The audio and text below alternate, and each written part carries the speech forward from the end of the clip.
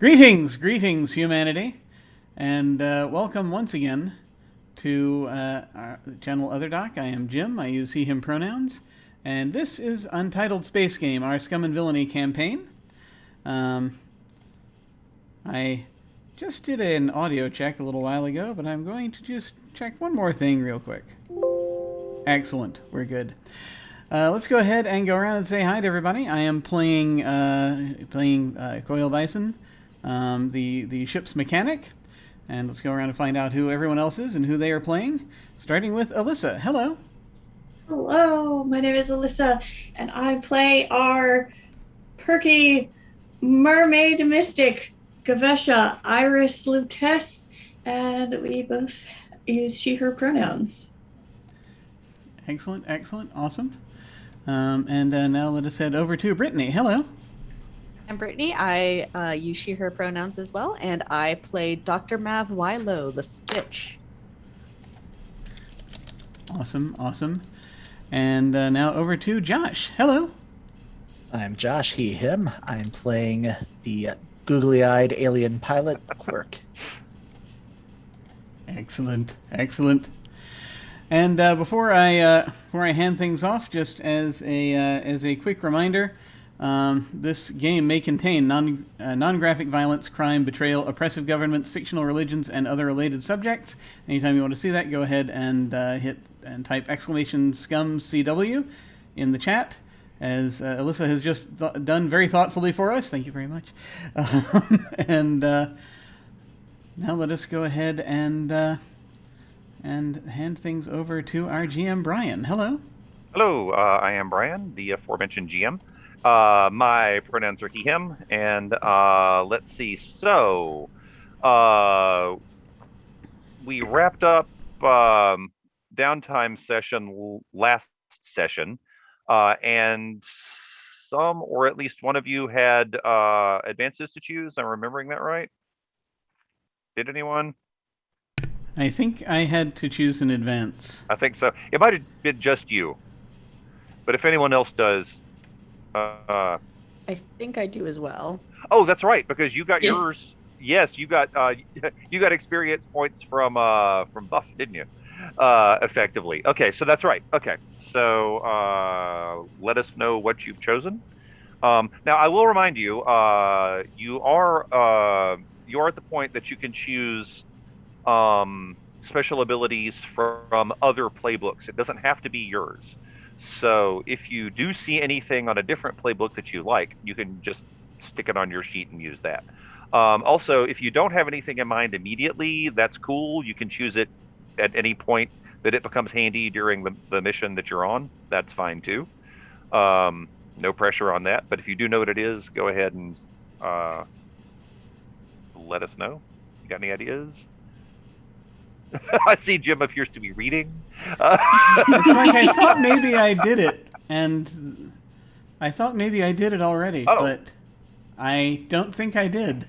I don't think so. I'm looking at your sheet, You and thought about doing it. all the things are still full, so maybe not. Yeah. That was a different self. Yeah. That was past Jim. Yeah. But yeah, just like I if said, past Jim had done it, it would be done. By definition, pretty much. okay, fair point. Alternate universe Jim Yeah, leveled up alternate universe Coil. There's a problem. Yes, that's right. So that Coil that we saw briefly making a cameo in the last session, he leveled up. He was the one. He was That the makes one that sense. leveled up, probably. That's why he had the different uniform. That makes Yes. sense. Okay. He got a fashion upgrade. Excellent.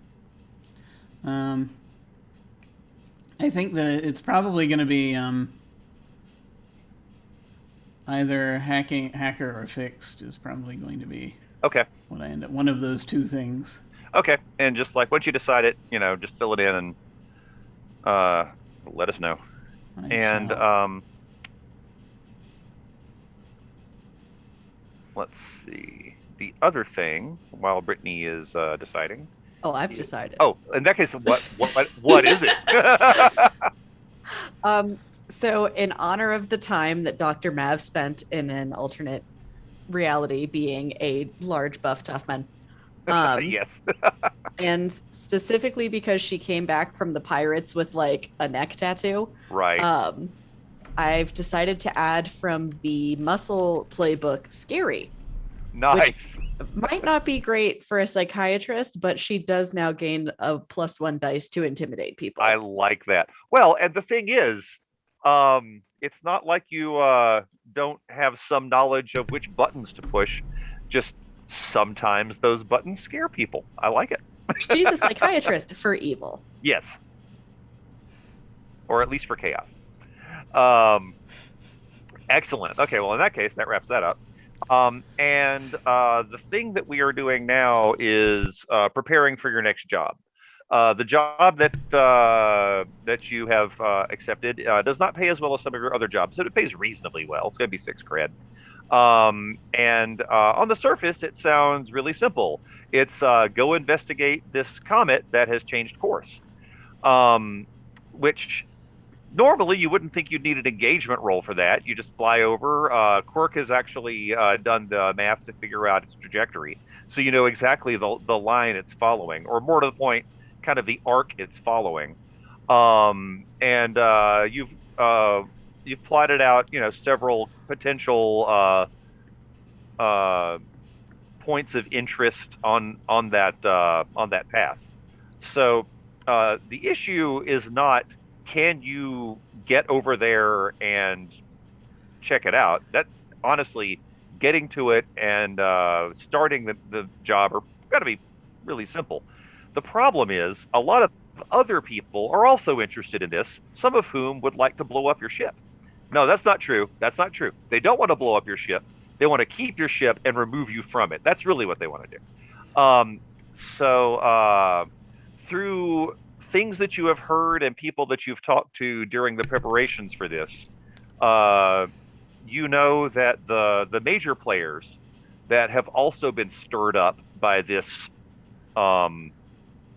comet changing course, because let's keep in mind, this is a comet that's changing course. This is a comet that up until now, up until everything that has been recorded about this comet, has been as regular as Halley's Comet is in our star system. So, and it is very recently changed course. And the 4 of you are the only people, 5 counting Greg, are the only people that are aware that it started changing course when you picked up those books that time. So the trick is going to be getting to a place where you can actually investigate this thing while dealing in some manner with the other significantly powerful organizations that also want to check this out. So let me give you the list. The Starsmiths Guild, for obvious reasons, because their job is to maintain the lanes, the star lanes, and since that is related to the way energy of a system, one of the things that's happening here is that this comet, known colloquially as Breath of the Dragon, official name ZX1138, is the it has been messing with the way lines in the Iota system. House MacLeod is also known to be sending ships, or maybe has already sent ships to investigate this thing. As House MacLeod, most of their ships are not in the Iota system, so they are reported to be on the way but have not yet arrived. Same cannot be said about the Sun Eaters, who are interested in this, because the Sun Eaters, if you'll recall, their whole thing is they're trying to harness the power of a star in order to create their own Stargate. The star that they are trying to harness is one of the stars in the Iota system. The Iota system has 2 stars. The first one is a big, bright yellow star, and the other one is a much smaller brown dwarf. The one that they are trying to harness the power of is the brown dwarf. Different people have different opinions about whether they should do that, but that's their thing. So their base of operations is on a station in orbit around that brown dwarf. meaning they are already right there in the Iota system, and they're like, hey, if something can move a comet, maybe we could use it to do our thing. So there's also Church of the Stellar Flame. Just casually looking. By the way, just Yeah. as the Sun Eaters is just one of those things. Just sort of casually looking. It's like when we see the things coming up in the system, we see the station pop up, and just sort of like, oh, we've been there. oh yeah, that place. Yeah. Oh yeah, that looks familiar. I've been there before. Yes, you've been all over that place actually. Yeah, it was a while ago. Yeah. So that was a romp. So there's also two other groups. There's the Church of the Stellar Flame, which the Cult of the Seekers, with whom your mystic is in some manner affiliated, they hate the Church of the Stellar Flame. They really, really do not like them. Church of the Stellar Flame and the Cult of the Seekers, interestingly enough, both have hegemonic sanction to do things for the hegemon. Church of the Stellar Flame, their big thing is keeping track of what they deem to be dangerous precursor artifacts, and either sanctioning people to be allowed to use them, or what happens 90% of the time, they keep them for themselves. And the final group is called the Night Speakers. And one of Governor MacLeod's primary advisors is a Night Speaker. And the Night Speakers are also extremely they're really, really good at using the way, just in a different way from like Cult of the Seekers or Church of the Flame. And also there aren't that many of them, and they're all extraordinarily weird and creepy. So these are the groups that you, through your asking around and looking around and whatever means you have been prowling around, these are the groups that have also been stirred up to investigate this unprecedented event. Also, some of those groups actually hate each other, so that's fun. And we're just here to examine it and find out what's changing its trajectory. Yeah, your primary mission is to find out what's going on with it and report back to the scientists that hired you. Should be simple. Yeah. Was this an independent scientist that hired us, or is this a... They are affiliated. Hang on. This a pirate scientist, or... It was actually... she's friendly with the pirates, but they are a smaller group. Hang on. They are called the Stellar Archaeology Corporation. Ooh.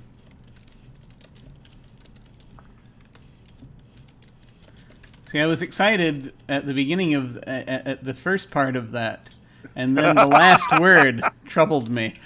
I know that got then it got kind of whacked. Stellar Archaeology, cool. Corporation, less cool. But you know they're paying.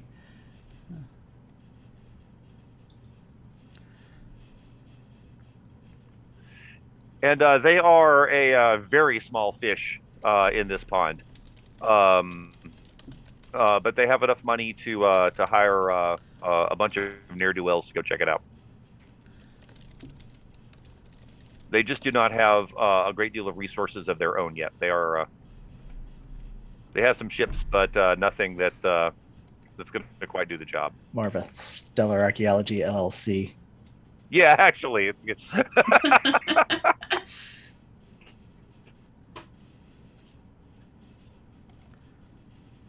Yeah, it's a startup.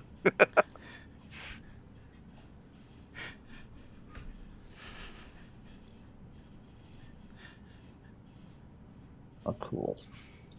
So yeah, the what is your approach going to be? Like I said, you've got thanks to Quirk, you have the trajectory. Oh, also you have that thing that Coil invented, which is you can use it to fly through star paths. It must be an existing path, but you can use it to find and traverse through them. Given Coil's weird science device there and the fact that this comet's mucking about with the way lines, I might suggest the mystic approach. Okay. I would definitely second the mystic approach, especially if we don't have to get dangerously close to it to have our mystic do her thing. Right. Oh, also a few more bits of information about this comet. It is a large comet, roughly 20 miles by 35 miles.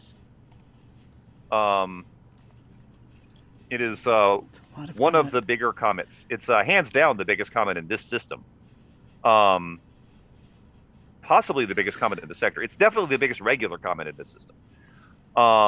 It is also, because at this point it is traveling very close to the suns, because it goes way out into the outer reaches of the Iota system and then comes back. And the closer it gets, the faster it moves, which means right now it's in excess of 100,000 miles per hour. I mean, your ship could also easily do that.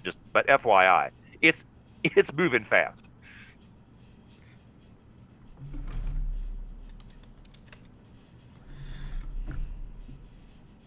I'm confident I can keep up. Oh yeah, not a problem. I can pace it. Yeah, you and Greg have this. I was just letting you know about how fast you'll be going. I can get right close to probably just reach out and touch it if you want. Yeah. Here, have it. So what I'm hearing is that we need seatbelts. That is probably true. Yeah. I mean, we never have in the past.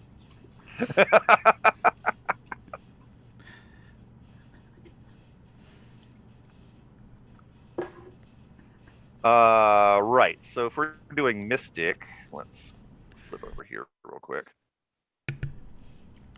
What ship has seatbelts? None. Literally none.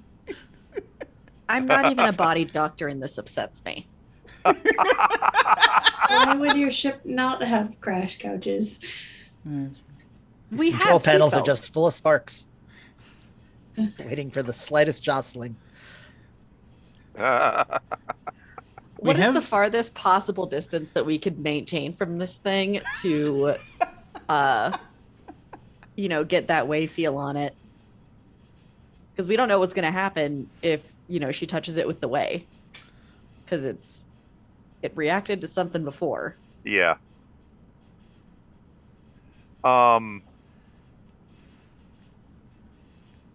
Well, actually, the good news is that distance means a lot less to way practitioners than it does to even just regular sensors and stuff. So, yeah, if you're trying to, if your initial investigation is going to be using Gavesha to do way stuff at it, you could be pretty far away. Yeah.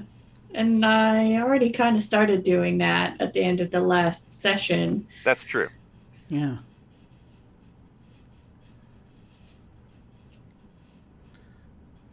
He is not concerned with relativistic distances or speeds.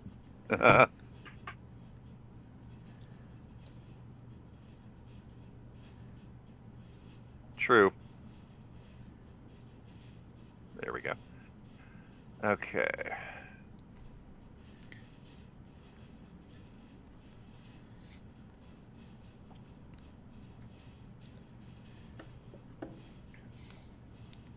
All right, so we're thinking Mystic, which just means that we need to fill in.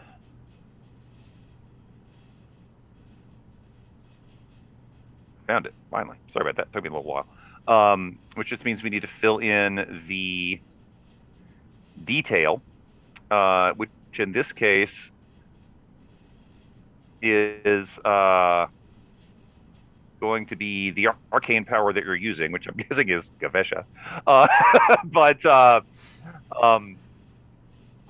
specifically, what are you trying to determine, and how is that going to put you in the right place, I guess?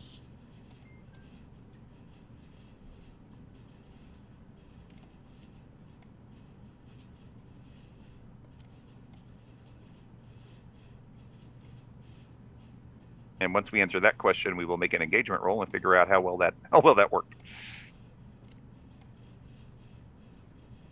Okay. Well, I've already sort of got a bead on some of the waypoints and stuff that it has disturbed in its path. Yes, you do. I know That's where true. it's been, and Cork knows where it's going. That's true. Yeah. Okay. You're right. Where did it go, Cotton-Eyed Joe? So,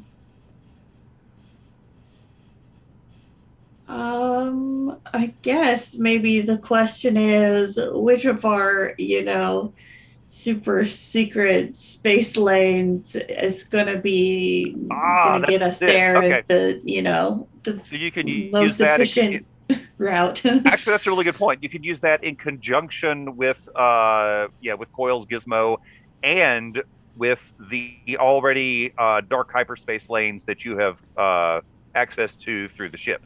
Yeah, okay. Hey. All of that can work together. Hey, Greg, want to do some magic?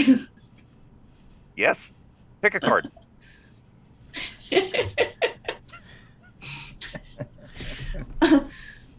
All right, I'll pick a card, but I will use kinetics.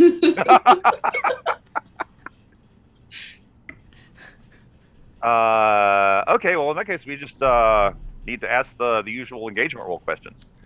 So let's see. Is this operation particularly bold or daring? I mean, it's pretty standard for me. Okay, fair point. Though I will add that you are using an untested device to. That's true. That's true. And you are going to be using dark hyperspace lanes, which are twitchy at best. So. Fair. We could end up going straight through the wormhole. Yeah. So But interestingly enough, the fact that it is daring does give you an extra die, so that's good. Okay. I'll go ahead and answer the next one. It's not actually overly complex or contingent on many factors. It's contingent on like kind of 2, so I think you're good on that one. Let's see. I could probably race through the rest of these because, well, actually, no. Let's go ahead and talk about this one. Does the plan's detail expose a vulnerability of the target or hit them where they are weakest? We need to figure out what your target is because there are 2 potential answers to this. Is your target the comet, or is your target all the people that also want to investigate this and want to get there first and maybe kill you?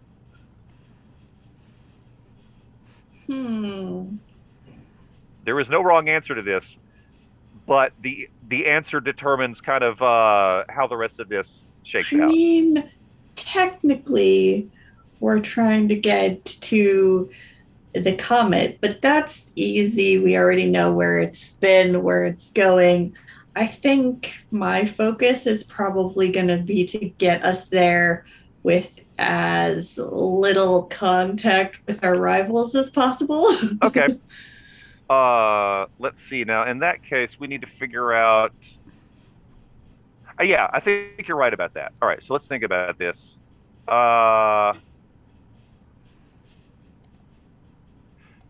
I think this is going to break even on this, though, because you've got a couple of groups that are way active and a couple of groups that are decidedly not. And so I think that because you've got so many different groups also racing towards this, I think technically you've got some of them are actually going to remove a die, but the other ones are going to add a die because they don't do the way stuff. So I think it's going to balance out. So right now we're at plus 1D for that one, for the earlier one, the bold and daring. So now, can any of your friends or contacts provide aid or insight for this operation? I'm going to go ahead and tell you yes, because 2 of your friends and contacts have already done so, being Coil and Greg. They've already done that. So that's you're up to +2 dice on this one. And then let's see. Yeah, I think it's going to be +2 dice. All right. So now what that means is this is going to be an engagement roll. So an engagement roll is a fortune roll. And you don't base it on anything other than that. You've just got 1 die at its base, and then you've added 2 dice to it. So it'll be a fortune roll of 3 dice. Okay. Who wants to do the fortune roll? You want me to do it? I can do it. Okay. I That have is cool. historically rolled pretty well on these. Yeah, let's see if that holds.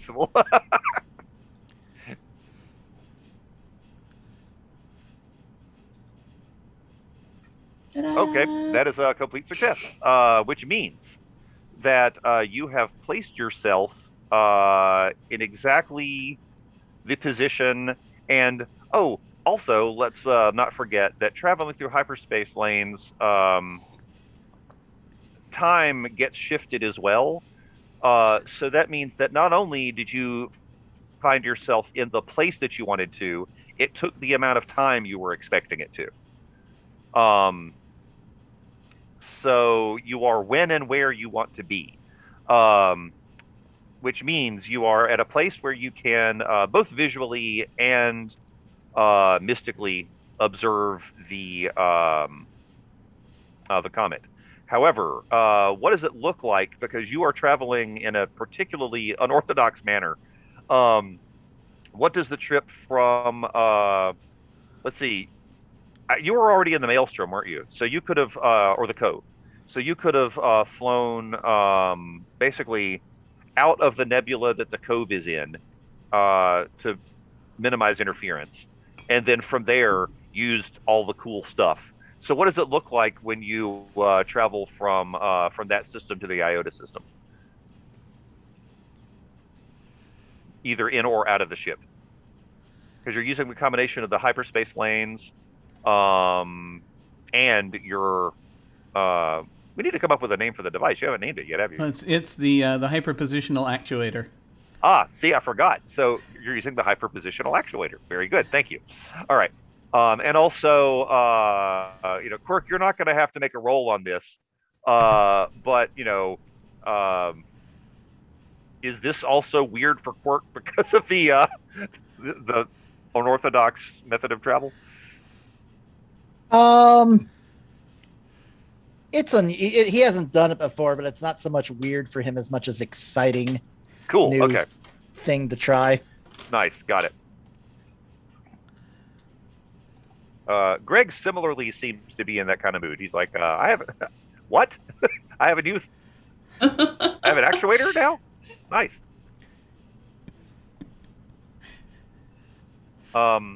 So yeah, does it look really cool when you either disappear from the current place or appear in the next one?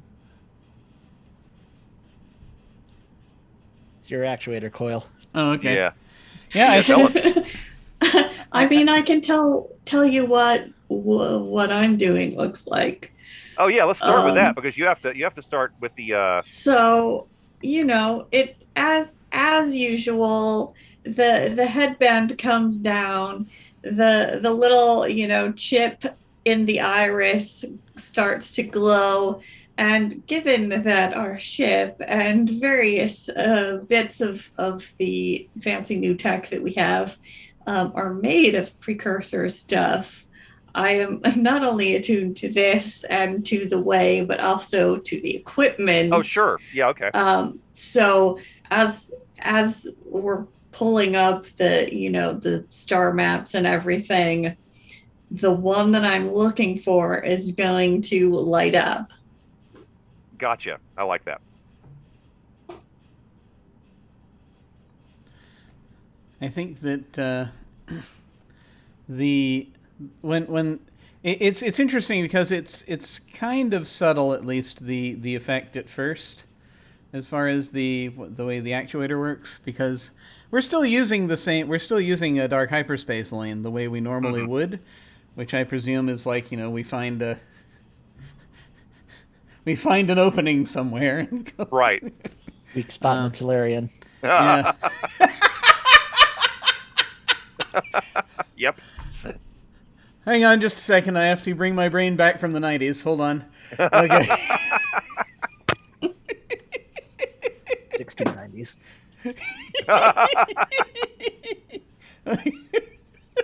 That's he's thinking that's about also true. Precursor Shack again. I was also thinking for a moment about Mage, but I know, but Yeah. But to be fair, also yes. Gotcha. But yeah, no, just basically the. So I think that the way that it works is that this. I just sort of am sort of trying to, because we've got data on the a little bit on on the comet, and so I'm trying to actually sort of sweep Yeah. for that using the actuator as well as we're getting in. So I think there's just this sort of the field inside the plasmasphere, just sort of when you turn on the actuator, it just sort of starts rotating, sort of rather gyroscopically, and sort of as we're feeding in the data, it's like there's this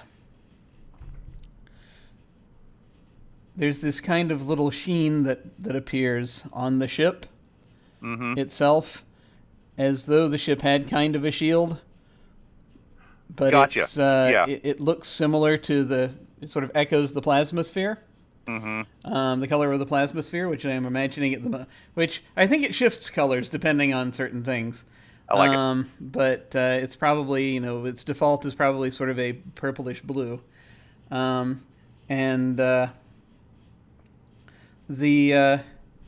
think the thing is because it's so it kind of puts you into the idea being that it sort of gives you something akin to the quantum superposition in hyperspace. So using the nature of hyperspace to kind of aim you. So there are points because of that where if you're observing the ship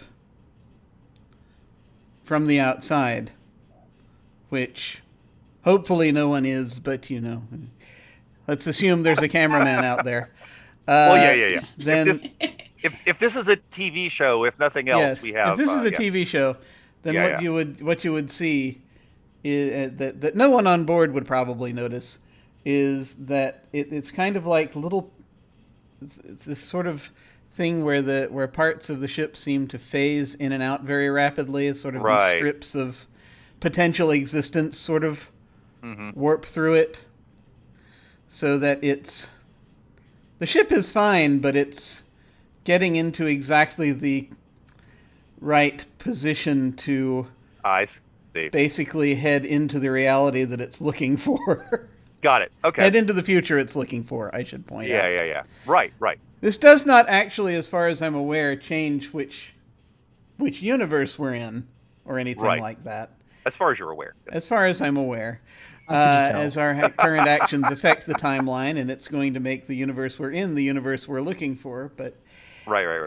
Well, it's a thought. Anyway, so it's just, but, as far as it goes, special effects-wise, it's just that the gate will, when we go through the gate and we come out the gate, it's gonna, this little field will interact with the gate, and it'll sort of, the colors will intermingle, and it will look cool like that as we burst in and then burst out. Right. Sort of as we're going, it's sort of honing in on what information we have on the comet. I'm trying to use it to help find the comet, basically. And the comet's not in hyperspace, but at the same time, it can try to, but you have if I'm hearing you right, then you're using it to calculate exactly the exit point that you want. Exactly. And because your engagement roll was good, you actually do end up in the exit point you want. Gotcha. So yeah, the trip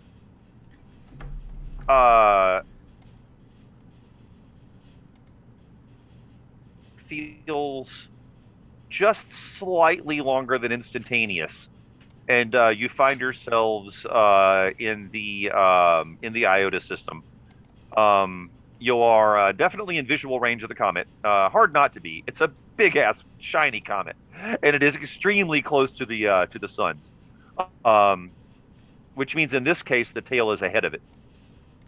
And you are also ship sensors can also clearly observe it from here. And Gavesha, you have a much clearer view of that. But before I ask each of you what you're doing, I need to tell you what else the ship sensors are picking up, which is a bunch of other ships. Some of which you probably recognize.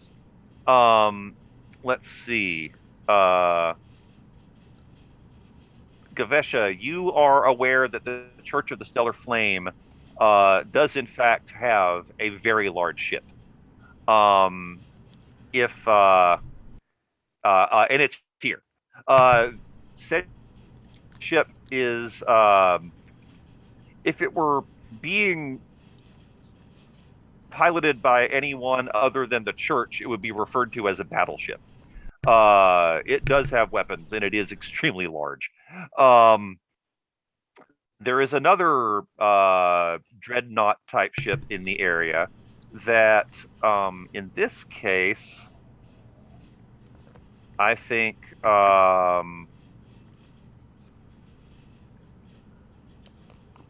for different reasons, both Gavesha and Coil you recognize as being the ship of the Night Speakers. It is similarly big, not quite as big as the one that the church has, but it is large. Those are the creepy way people, and these are all like Palpatines in training.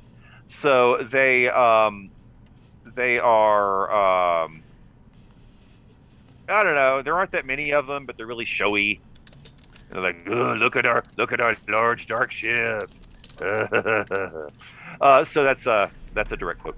And then similarly, Mav, the first thing you spot is House Malklaith's flagship on the scope, and it's the farthest one out, but it is approaching the comet. The Sun Eater's facility is here. It's a little more difficult to detect, but if you know what you're looking for, you can pick it out through the interference of the brown dwarf. Visually, it's really easy to spot because the brown dwarf is actually just sort of it's about as bright as a magenta glowing coal. So you can actually see it pretty easily if you were close enough to the star, which you are not. But on the scopes, you can actually pick it out pretty well. Starsmith's Guild does not appear to currently have any ships in the area, or if they do, they are not obvious from your scopes. Other than that, you've all been to the Iota system a few times by now, both before this game started and a couple of times during the game. And you know that the Iota system is not normally particularly busy, but the area around the Stargate is bristling with ships right now. This has become a place that a lot of people are suddenly very interested in. Due to what you have done, you are quite possibly the first to get this close to it, because you're the only ones that have been able to navigate an exit point that is like not the Stargates. So you've got bigger ships with a lot more weapons than you have closing in on your position. Well, not your position, but closing in on the general region of your position. Oh, another thing you could tell, though, now that I think about it, some of them may have done the same math that Quirk did and are heading kind of or their ultimate destination is going to be somewhat ahead of it. Some of the other ones apparently have not done that and are going to where it used to be by the time they get to it. They never played Space Invaders. They don't know. They did not. Shoot where they're going to be. I know. You have to lead a comet. So the other thing, and then I promise I will let you guys tell me what you're doing, but I had to give you the information, is there is along the path, and you weren't able to detect it by any means from outside of this system, but now that you're here, along the path of this comet, and it's going to reach it in a matter of hours. Actually, if you do the math, it'll be 3.6 hours. Is a patch of what the sensors are showing as nothing. Say that again? The sensors are showing a large patch of nothing right in the path of this comet. I don't care for that. How So- much nothing? Was there Okay, supposed I mean, to be something there? How do you measure nothing? Yeah. Coil? The- There's that much. A whole lot of nothing. I guess technically there's nothing. Yeah. But in this case, the patch does have dimensions. It is roughly 3 times the diameter of the comet. So it is a number of miles, but it is not, stellar units or anything. It's heading right towards it. It The is comet heading is right heading towards towards it. The comet What's is the- heading towards the nothing. How long till it hits nothing? About 3.5 hours. Oh, okay. So this big blank spot on the scanners is ominous and everything. But we do have another issue as well. Apparently, so do I. The ghost finally got out of the machine. Oh God, the ghost is free, and I married her. Has it been 7 Um, days? Can we could we could we blow up the MacLeod ship and make it look like the comet did it? Is that a thing? Is that a thing we can do? I mean, that's a good reason to blow up a ship. Kind of drastic. I mean, we do what we have to. I mean, what about the situation is How big's the not MacLeod ship? drastic? It's also dreadnought size. No, it's a dreadnought, and we're a frigate at best. Yeah. You're a particularly big barge, basically. Can we make Uh, it look like the comet did it? We've only got one particle cannon, and that's a dreadnought. So my thoughts are no. Unless it has a very specific weak spot. Yeah. What do those exhaust ports look like? I don't know. The Boffins all died before they could tell me.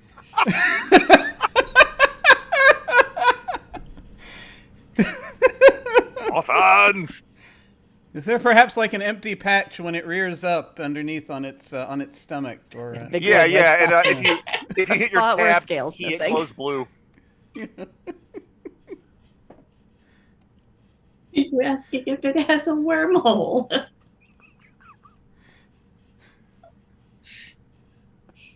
Can we open a wormhole in a ship? Is that a? Because I mean, Ooh. I mean, You and make it Okay, look like so the maybe, comet did but- it. I mean, so yeah, it might be possible to do that, but It would discourage everybody else from getting close, and that would give us a little bit of an opening. I'm just being practical. I have no personal reasons do to we want wanna, this plan. slaughter that many people No. that soon in the I mean, in the day?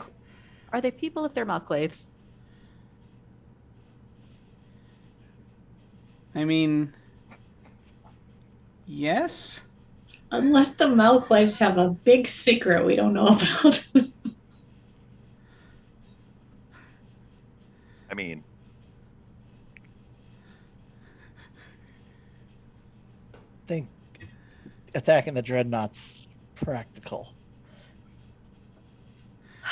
given the resources at hand. But if the opportunity presents itself to make it look like the comet did it, I don't think we should pass it up. Is all I'm saying. I mean, we could nudge the comet towards them, I suppose, but Wait. Or them it is, toward the it is comet a if push comes particularly to large comet. shove. Yeah. I wonder if I could tell them that they have the wrong coordinates since I'm scary now, and convince them to alter their course directly into the path. Under certain circumstances, that is not impossible, but you'll have to find yourself in those circumstances. Or engineer things so that you are in those circumstances. I'll tell you that. No. Right. But currently, they're not really paying attention to us. I There's I a don't whole bunch of people gawking at this comet. I don't like the Malclave better than anyone else, but it's not on our itinerary to destroy them. I'm to just saying it attack would them. it would discourage all these other people in our way, or I guess in our space. It's true. You spent a lot of time with the pirates, didn't you? I Yeah. Yeah.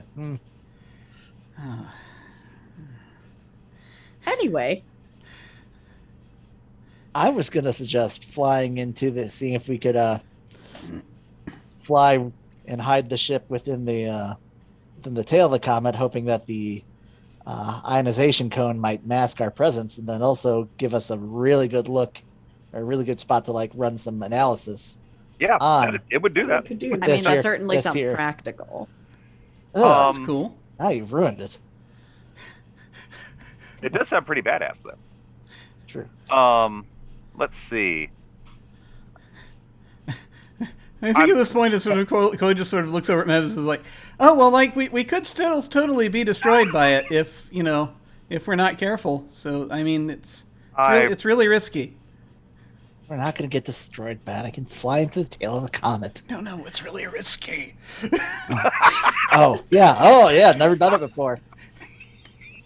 And also that ominous, gaping maw of nil space about 3 hours away. That's Yeah. the one. Yeah, that's good. And this comes purely from the standpoint of science. I'm a doctor. Sure. We don't know what's going to happen when something goes into that space. But I want to do it before it gets there. What? I mean, there's a way to find out.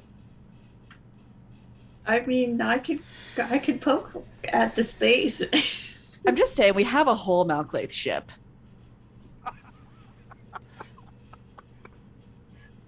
It's a very large Malclay ship. I'm just concerned about. It's a large sample size. I think if it becomes a danger, that would be a great sort of thing. If that Malclay ship starts threatening us, or is gonna, then totally. I just kind of, I don't know that I'd want to aim them at something like that without provocation. That's. I mean, dropping the Malclay ship into the black void of nothingness beyond the vacuum is a great end point. That's true. But there's a couple steps before that Yeah. we got to figure out, and that's where you're losing me. Yeah, profit. That's the flow chart. Okay. So, okay, Quirk, I'm not going to make you do a helm roll to fly into the tail of the comet, because you can just do that. Okay. That is, it's literally just a matter of getting yourself in the right position and maintaining speed. Now, all the stuff flying away from the comet towards the suns, as you've already pointed out, will potentially mask your presence, but it was also going to, potentially mess with stuff on your ship. So later on, you might have some rolls to make, like, once you're in there. But getting to that point and just, like, flying around to the tail, sure, that's easy. Be fine. Yeah. So, as a reminder, that means you are flying ahead of the comet. Because the tail is in front of the comet, because the comet is close to the suns. Not sure that's how comets work, but Yeah. Is there like a gravitic thing that happens when the? it's because the solar winds blow the dust and vapor and stuff away from the sun. Yeah. Oh, that's true. It depends. What it depends on is where you are in like right now you are between the suns and the comet, if you see what I mean. Yeah. Which means that the comet is moving, but all of the stuff is coming out of the comet effectively ahead of it as it's moving around the suns. So they're like diagonally more. Effectively, yeah. So actually, strictly speaking, you're having to move kind of sideways in order to keep in the tail. Drifting. Sideways. That's fine. Yeah. So FYI. All right. So now you're here. In case one I'm thing assuming that that you just want to do that, but go ahead. Any There's- preparations before you fly into the tail of the comet? one tiny one. Just before we get to the tail, yes. I just want to see if we can get in any scans of in case it affects our scanners. Like do some then- scans first. Yeah, yeah. good idea. What do you want to scan? Several things. Okay. Both what data we can get on the comet right now, but then also the Okay. nothing. All right. Because I have a suspicion about the nothingness. Okay. That I just want to see what data we have, and then I need to talk to people about it. Okay, I will answer the comet one first, and this will not require a roll because you're just scanning a comet. But it is kind of weird because you are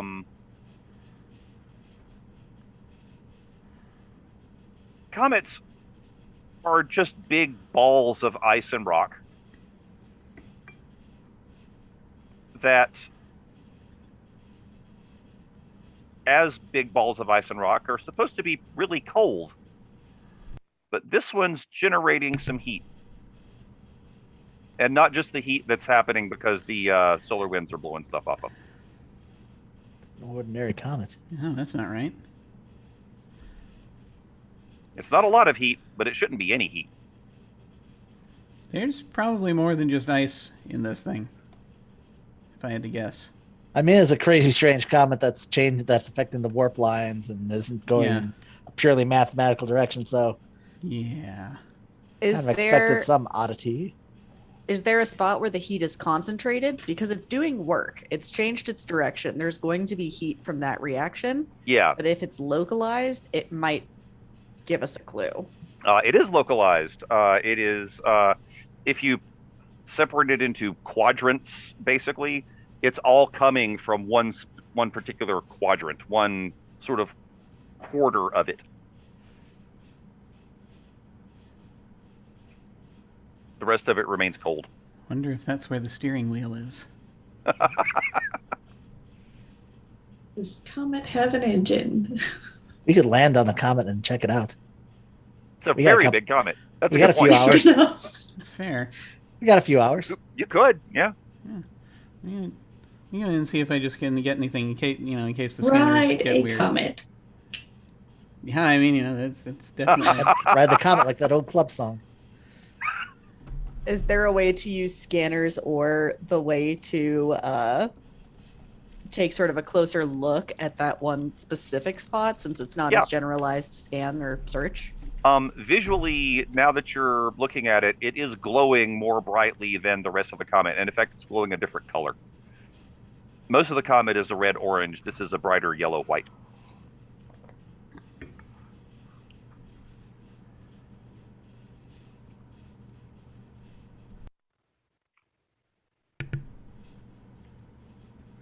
I Oh, asked and all these questions that I can't do anything about. So yeah, but you're still, you're wanting to know. That's good. Okay, also, Gavesha, I forgot. Now that you're here, okay, from a distance, you were aware that it was screwing with the way lines. Now that you're here, it is very screwing with the way lines.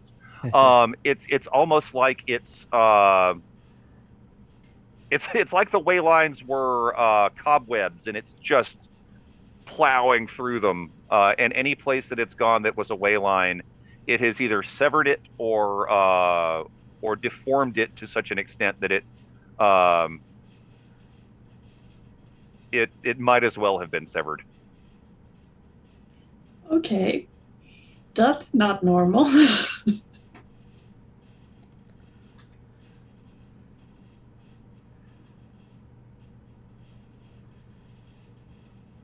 What's it doing? And that's without you even having to be that's without you even having to like focus on it. Like once you arrived in this system, you're like, oh yeah, everything is just a soup sandwich right now. It's an absence in the way. Yeah. So it's like It's not just warping the way lines. It's It's cutting them. That doesn't sound good. No, it sounds really weird.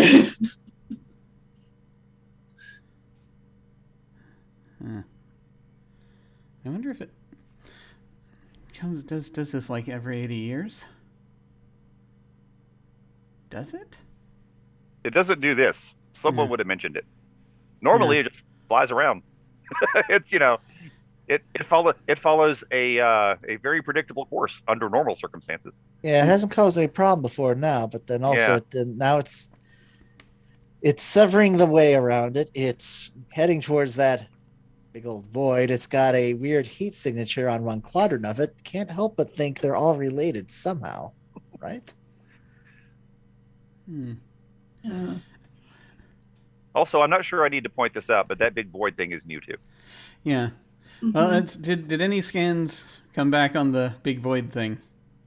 Initial scans, unsurprisingly show nothing. But if you want to do some sort of a roll, you could conceivably try to get more information out of it. Because now you're going to have to do something with the scanners in a different manner.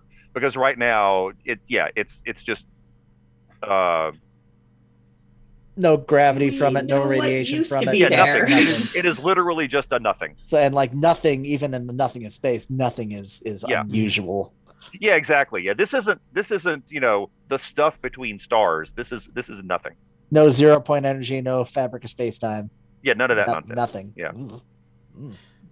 It's just, hey, is it nothing like when the books were under that fancy glass? Oh, it's very similar. Yeah. Oh. Okay, so this might be some kind of anti-mystic shield. Except that's this a very optimistic farther. thought. Yeah, this has got even farther. If that's the case, it's an anti-anything shield.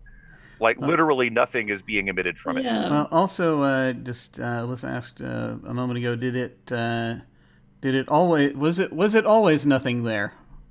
It was not. Do we know what used to be there? As far as you can tell, just some space. Like literally, just actual proper void instead of this. Even space has something to it. Just regular old vacuum is no, what it's negative quantum space. foam and whatnot. This is like even dark matter's got gravity to it. Yeah, exactly. This was the stuff it used to be the stuff. Everything around it, it was that. I have a quick question about a potential correlation here that may or may not exist. Mm-hmm. Looking at what data we have, does it seem possible that there's any connection between whatever this type of space is in the nothingness and the type of space that we didn't have the information for some of on the map? Yes. And you don't have to roll for that because you just spent a long time studying that. So now that you're thinking about it, yep. I'm going to say it. I'm sort of going to look over at Gavesha. I'm just sort of looking down, just pulling up my data pad information. I'm like, so this is looking a lot like that Untitled Space. That from the project. Drink. I have an idea, and Coyle, you're not going to like it. We want to know what's going on with this thing, and we don't want to risk our lives by just going straight into it.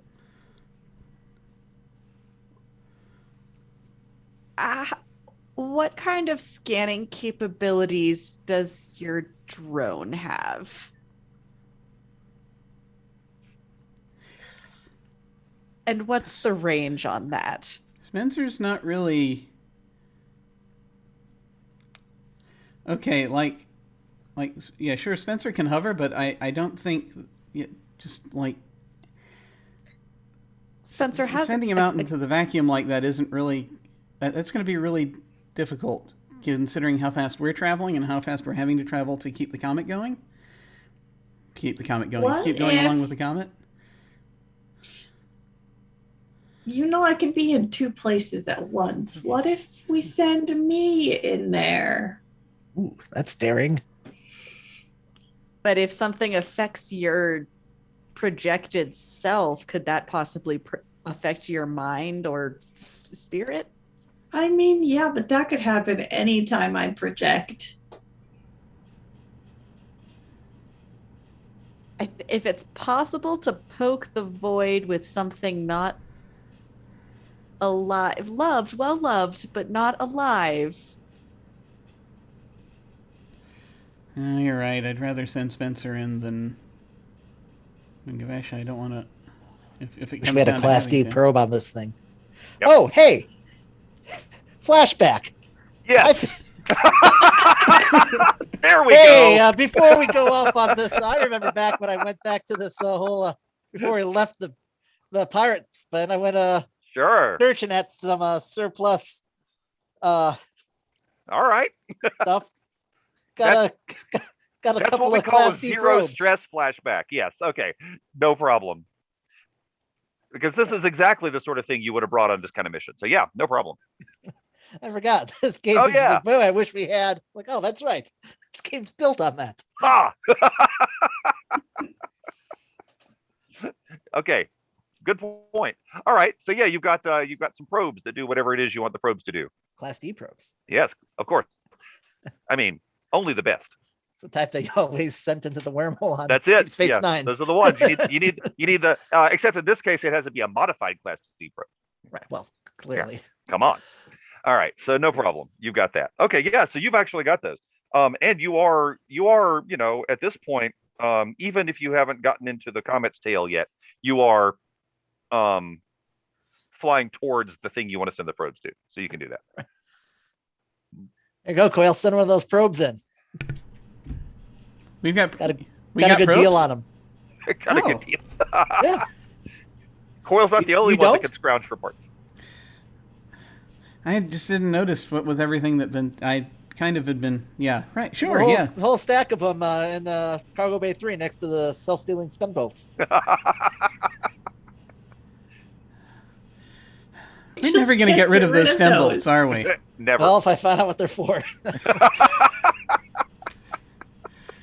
They just keep piling up. I just don't get it. Keep thinking no every now market and then. anymore. Seems like every few months we have someone who wants to buy them, and then the deal just bottom drops out of the deal at the last minute. I don't get it. They're never the right size. No. Sooner or later, we're going to find someone who's using the old metric, and it'll be useful to somebody. These are imperial. That's the problem. Yeah. I don't know. The standards have shifted. They're in inches. All right. So Probe.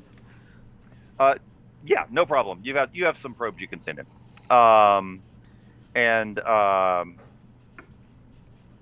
So you do that in conjunction with the ship's sensors. You can link them, obviously. That's kind of the whole point. And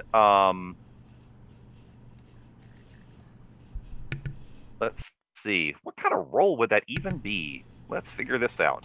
Because Study, maybe? I'm thinking it might be. This is a. Yeah, I think you're right. We're literally studying the void. So Yeah, figuring that- honestly, the anomaly. I think you're right. I think it has to be. Okay, fair enough. Okay, so coil. Let's see. Mhm. Wait, what? Who? How?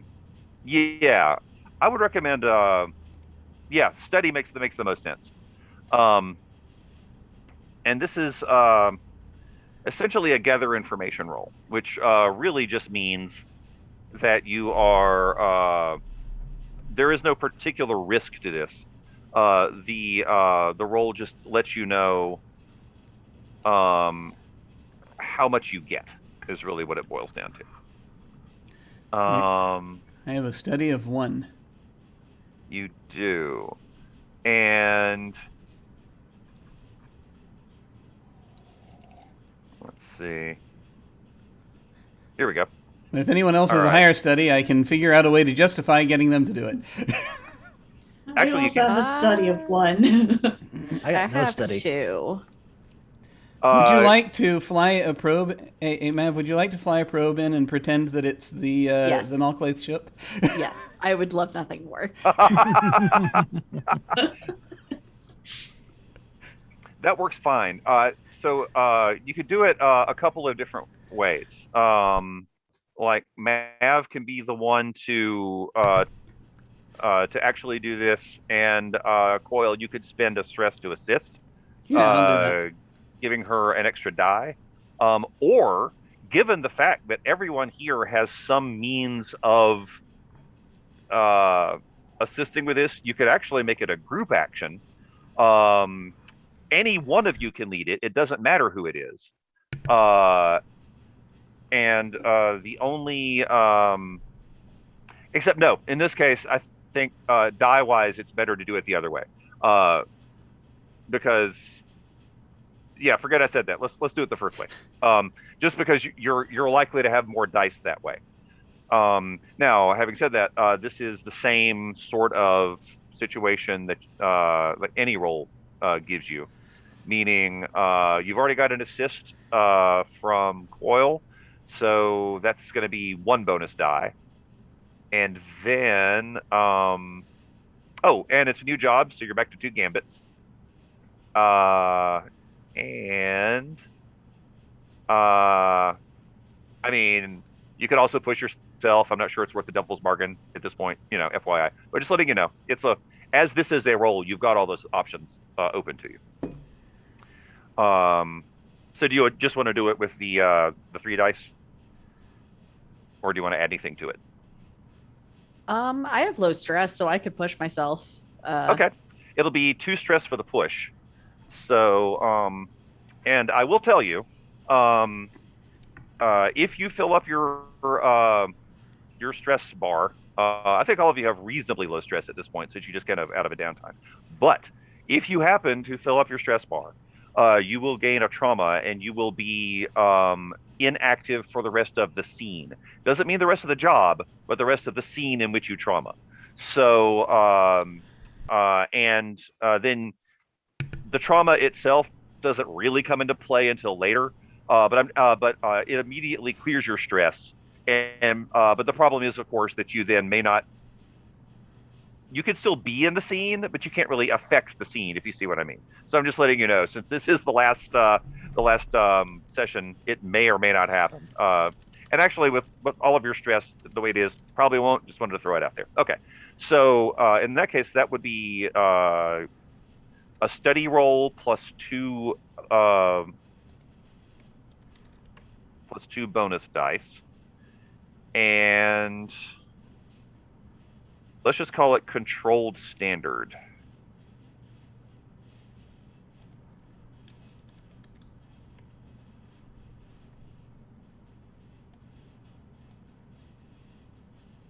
So 2 bonus dice.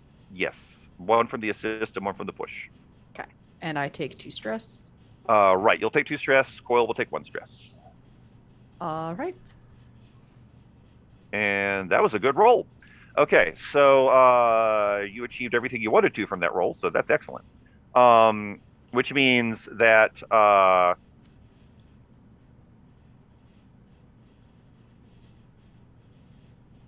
that's interesting. Okay, so first off, first Mav, I'm going to ask you, and then Coil, I'm going to ask you, since you were doing the assist. As soon as it passed through the threshold of nothing,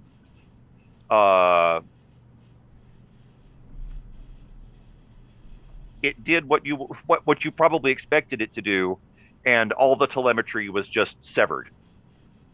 However, each of you did something to keep it active for a while once it was past that threshold.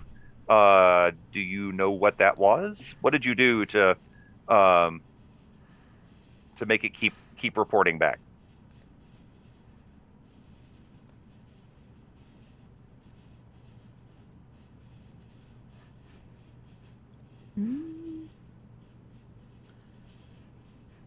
I think that I would default on Coyle's sort of expertise and sort of do what he says. So if it's like, oh, run it parallel to the opening for a bit Nice. to try to Okay. get some more signal, or whatever would make sense there.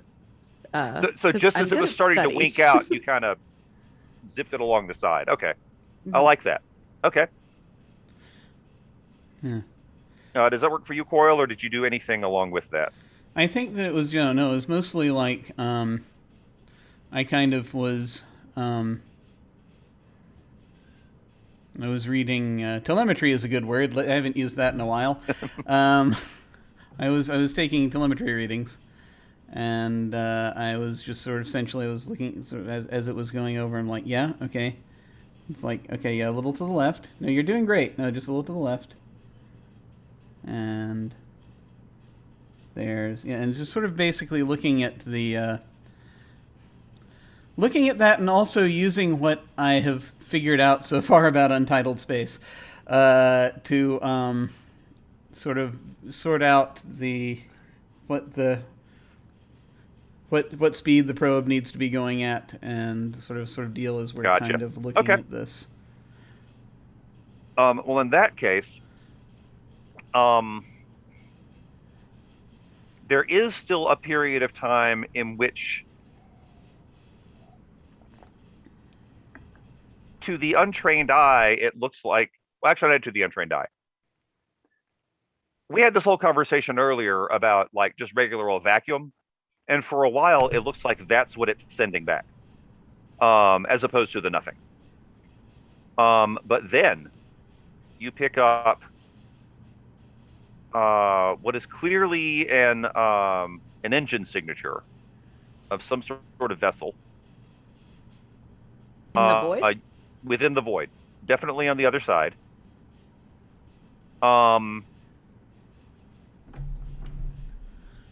You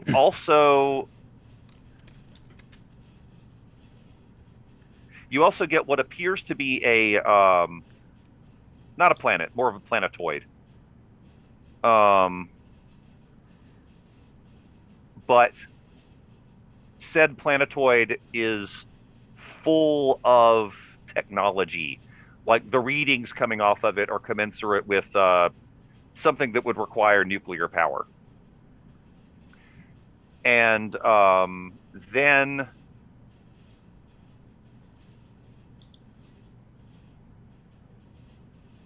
the visuals are hazy on this, but something is shooting at your probe with particle cannons.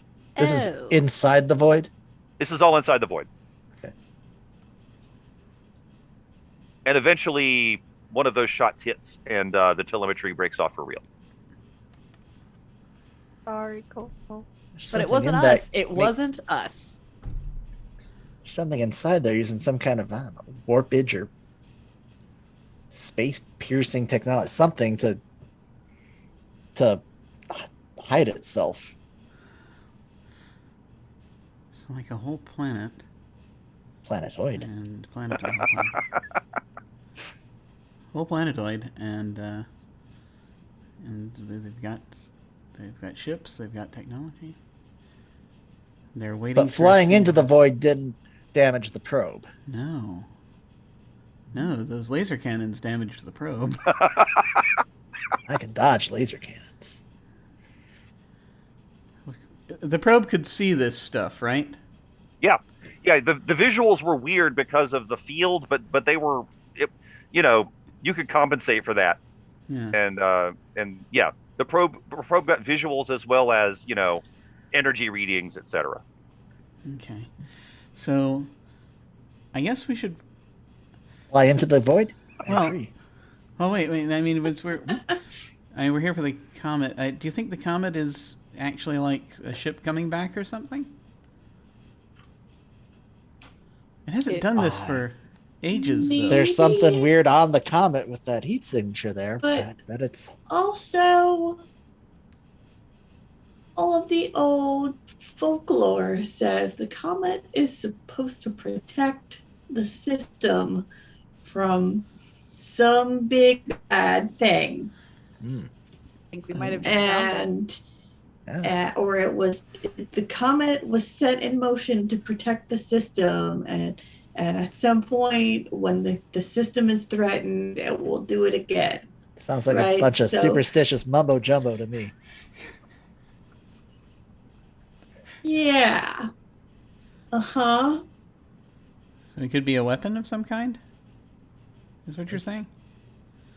Yeah, maybe. Should I we mean, it is called dragon's breath. That's usually a weapon of some kind. Uh-huh.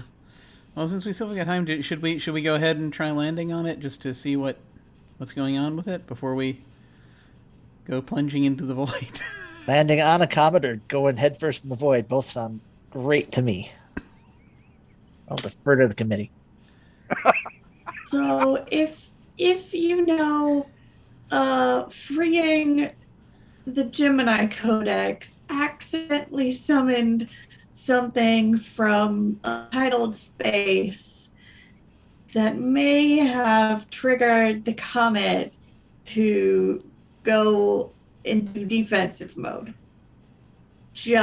I'm just extrapolating. That'd be a crazy series of circumstances and coincidences.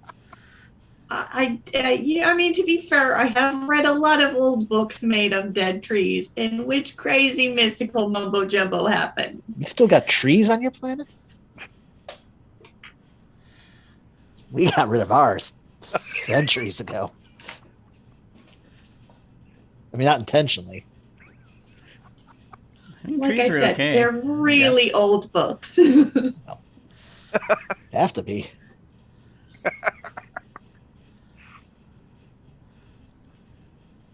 Our industrial period went about as well as yours.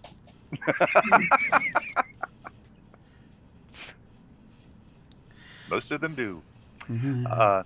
So what's it going to be? I've heard two propositions, both from Quirk. land on the comet, fly into the void.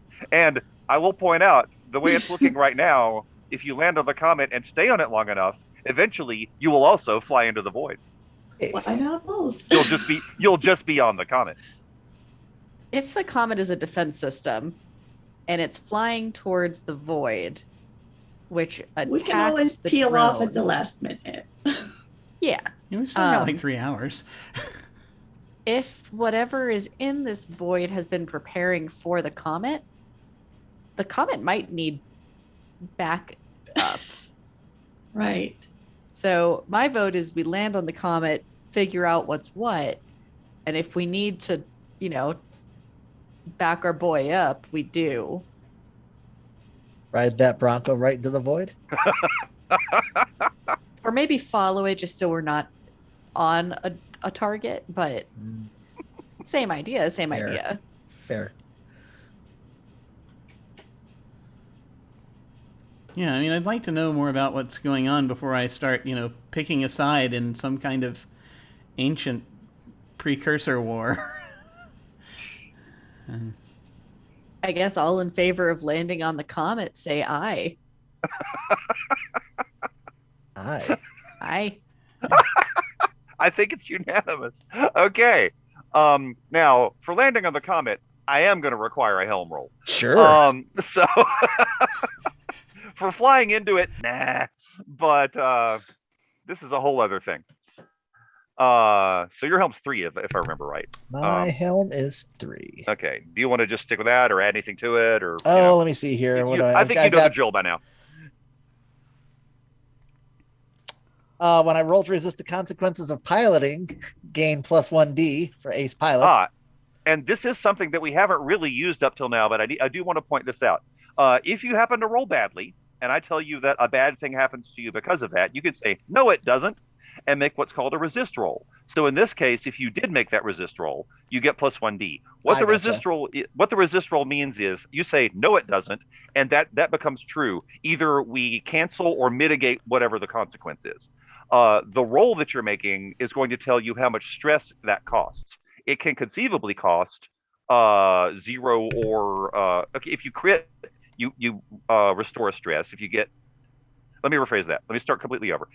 resisting something costs 6 stress minus whatever you roll on your resist roll. So, Dig it.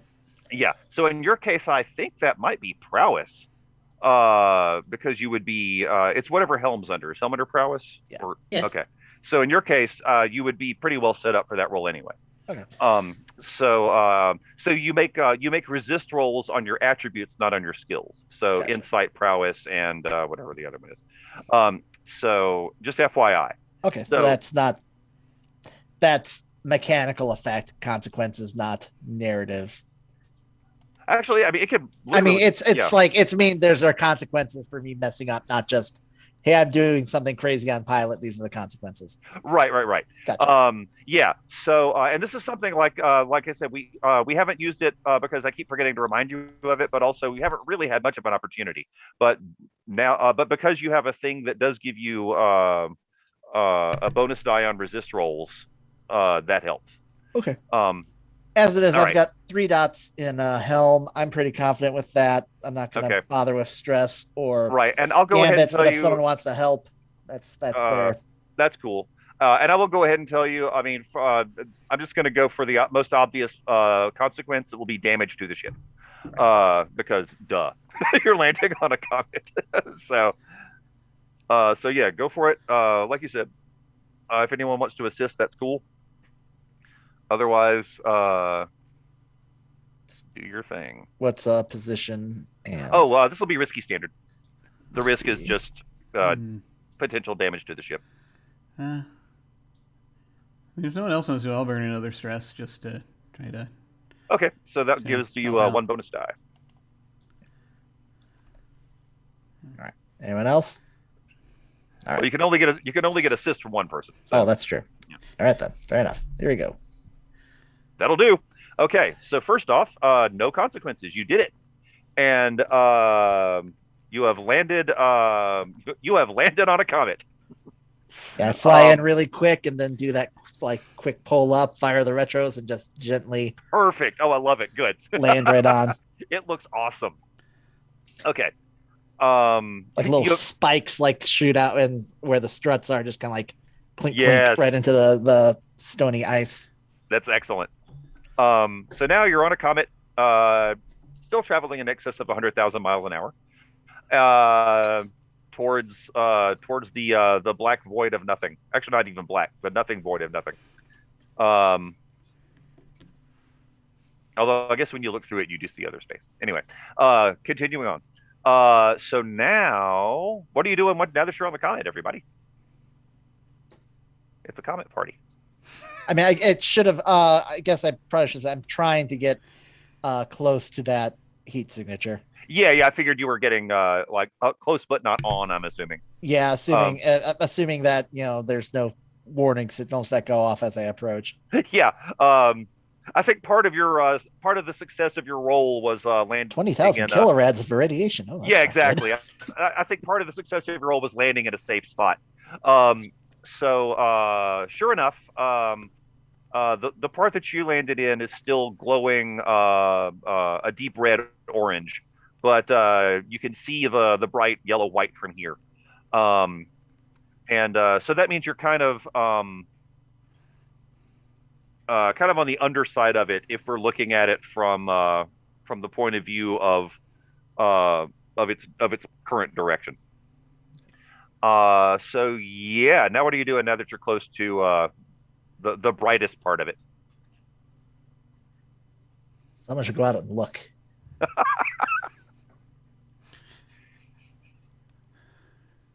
Do we have another drone? You have probes and drones. We've got a drone. Yeah, I'm sorry, you have a drone, some probes. Yeah. Do I think that Spencer could handle the environment there? Actually, yeah, you believe so. Okay. We could also ask Iris to do her little. Oh, good point. Oh, yeah. Yeah, you can do both if you want, obviously. Nuts to you, Spencer.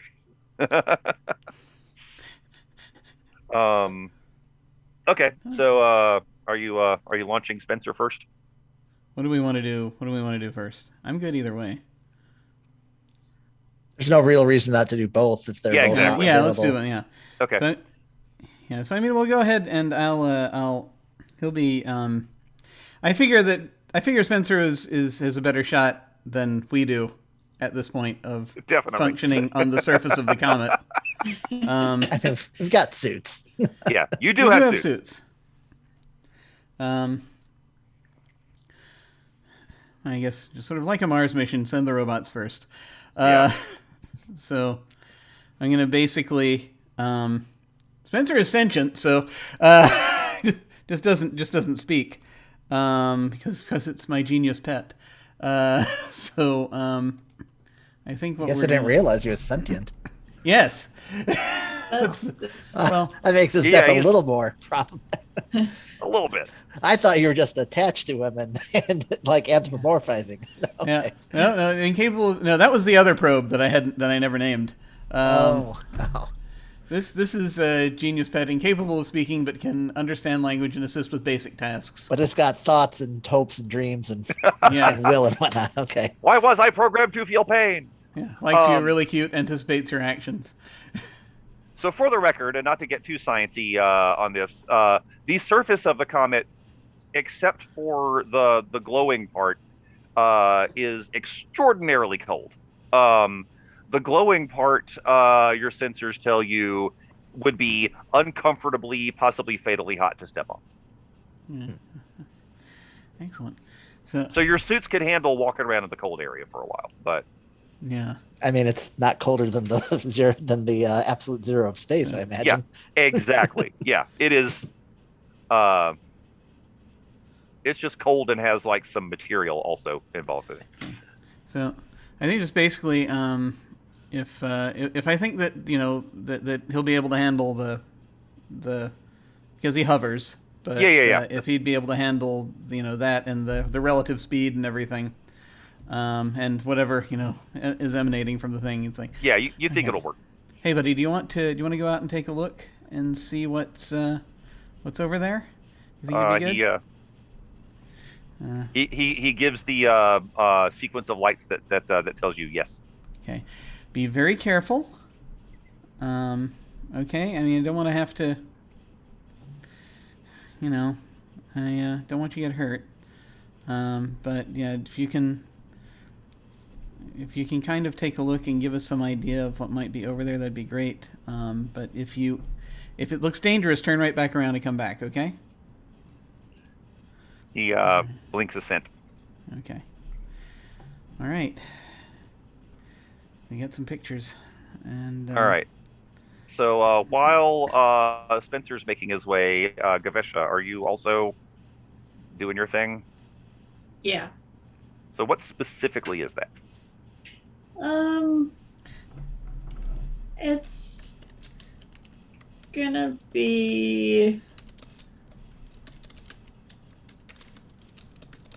kind of like I tend to fall back on the visions.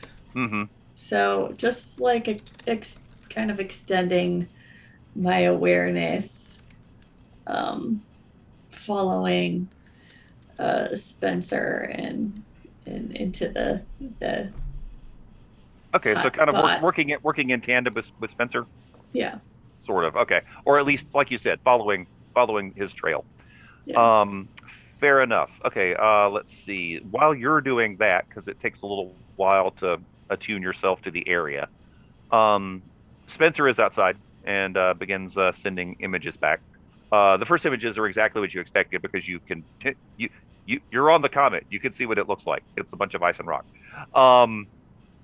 But as he's getting closer and closer to the brightest glowing area, there is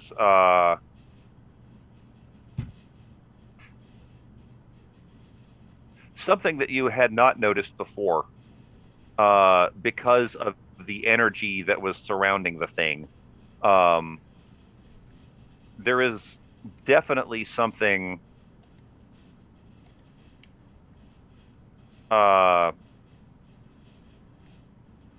something synthetic under the ice that is causing the glowing and the propulsion. something made by beings, not naturally occurring on a comet.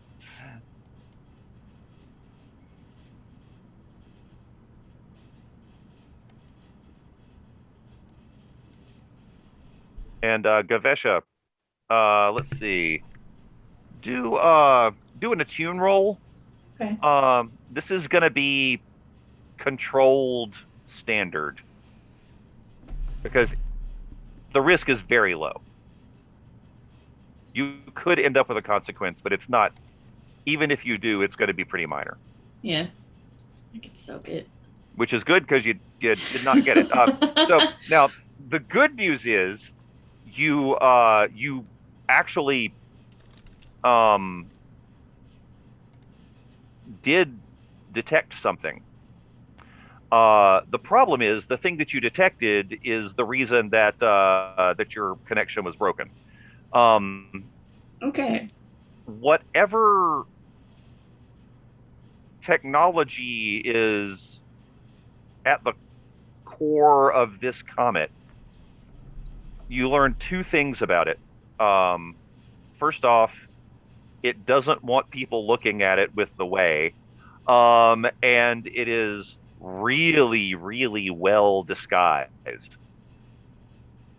So honestly, the consequence is going to be that. Honestly, the consequence is just that it breaks your connection and you have a headache. So the Spencer, on the other hand, Spencer is detecting. Oh, okay, I know what it is. There are ways to detect ships that are using cloaking devices, because cloaking devices are a thing. They do exist. It is difficult to detect a ship with a cloaking device, but if you know what to look for, you can look for sort of the negative space around where the ship would be. And Spencer is detecting the negative space around whatever this propulsion system is.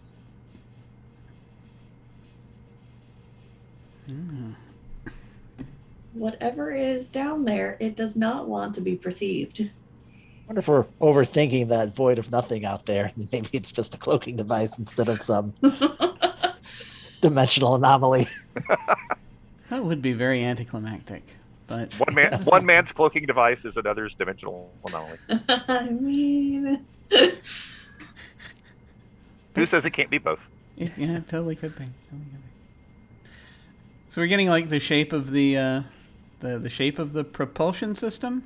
A rough shape, but yes. The nature of whatever's hiding it is keeping you from getting specific dimensions or anything. oh, But you can tell that it is now you can tell that it's trying to hide something. Before, it was doing a really good job of looking like a bunch of rock, even though it was glowing.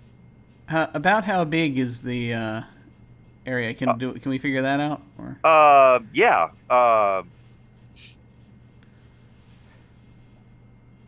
Somewhere between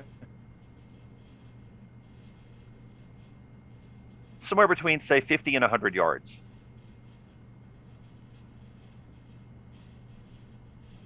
are we riding a big old bomb covered in ice?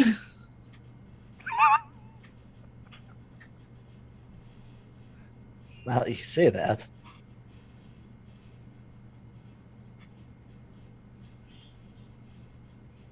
Yeah, that tracks.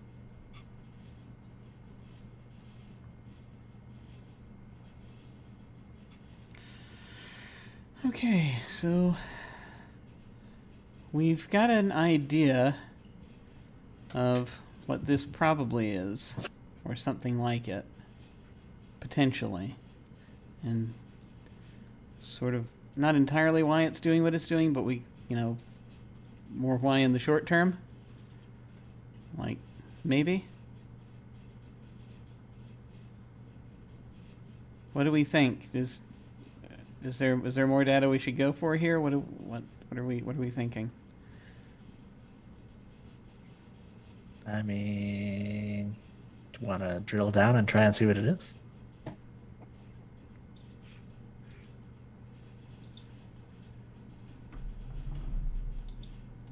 I'm gonna go out on a limb and say it probably has some sort of security protocols in addition to the cloaking device. It's probably true. And we somehow shut off the cloaking device using some, I don't know, reverse polarity meson beam or something. If I readjust the deflector dish on the start answer.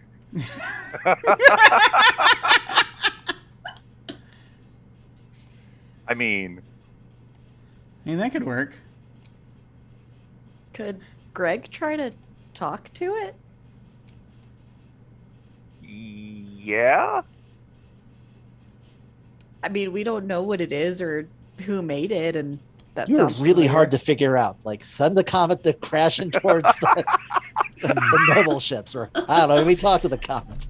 Well, it doesn't want to talk to me. It does not. Yeah. It reacted very badly to the way. Can we open up a dialogue with the comet? Just kind of like find out why it's having these issues and what.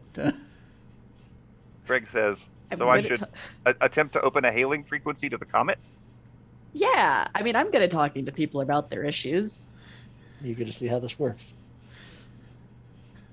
I mean, if it didn't like the way, maybe it'll like tech a bit more. Okay, scanning, says Greg. Quick question: Is Spencer on his way back now? Yeah. Is he taking us? Okay, Yeah, good. if you've recalled Spencer, it is on its way. Yeah.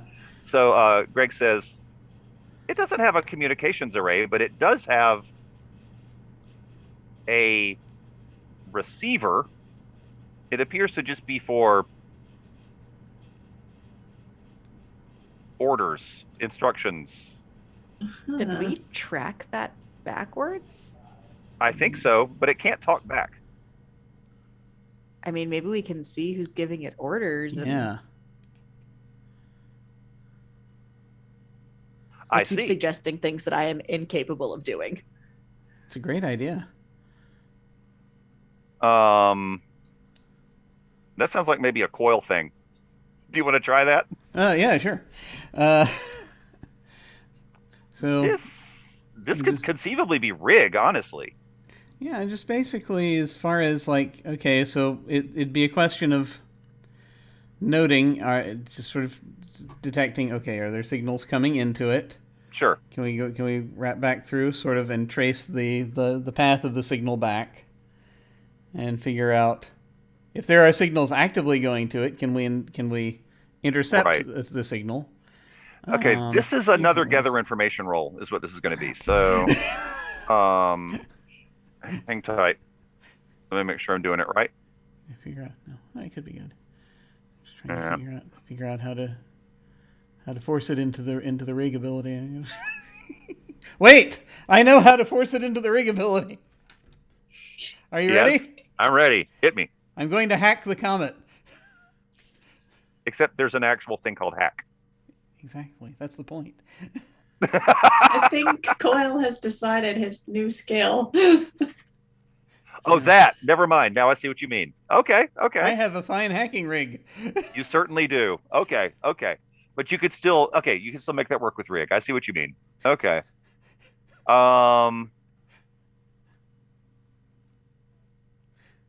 No, that's fair. That's true. I also have a 1 in hack, so it's basically going to be the same thing. It just depends. But in this case, it's still for purposes of gathering information. I think the rig roll is fine. If you want to do anything, meaning like take any actions once you're in there, that's a hack roll. Okay. Yeah. So no, gathering this is just strictly. Yeah. Yeah. Gathering information is still going to be rigged, so you're fine on that. All right. So, but the fine hacking rig, if you do that, is going to help you with the hacking as well. Obviously, it'll give you potency on the hacking. All right. So now, what you got? So what are you just trying to figure out? Oh, wait, you were trying to trace it back. Was that your main goal? Yeah. To see like where it's getting information from. Yeah. So really, the challenge here is getting through the cloaking, getting through the obfuscation. So I mean, it'd be great if we could see what the instructions are and all that, but that just depends on how it goes. all right. So in this case, it's going to be a fortune roll. So on your sheet, actually click fortune roll instead of anything else, because this doesn't have a particular risk involved with it. But because it's a fortune roll and you're basing it on rig, you will have 3 dice because that Okay. is your rig. Is that right? It's whatever your rig score is. My rig is 3, yes. Okay, so when it asks for the number of dice, tell it 3 because otherwise, Excellent. yeah. Where does the word fortune appear on the sheet? I'm looking. I have to scroll down a little bit. Underneath all your skills. That's it. Roll fortune. There and it your is. friends. Okay, and then it may ask you to call it something. So you could call it whatever you want. Okay. And this is separate from the usual type of roll thingy that we do. Yeah, because basically gather information doesn't really have consequences other than the better you do on the roll determines the type of information that you get. Okay. Well, it's worth a shot. So 3 dice. And I shall now click the submit button. Go for it. And then it asks for notes. Yeah, and just like I said, it wants a title. So whatever you want to call it. Oh, You could literally just type the word fortune in it if you want to, but if you want to call it something else, that's fine too. Ah, yes. Let's see.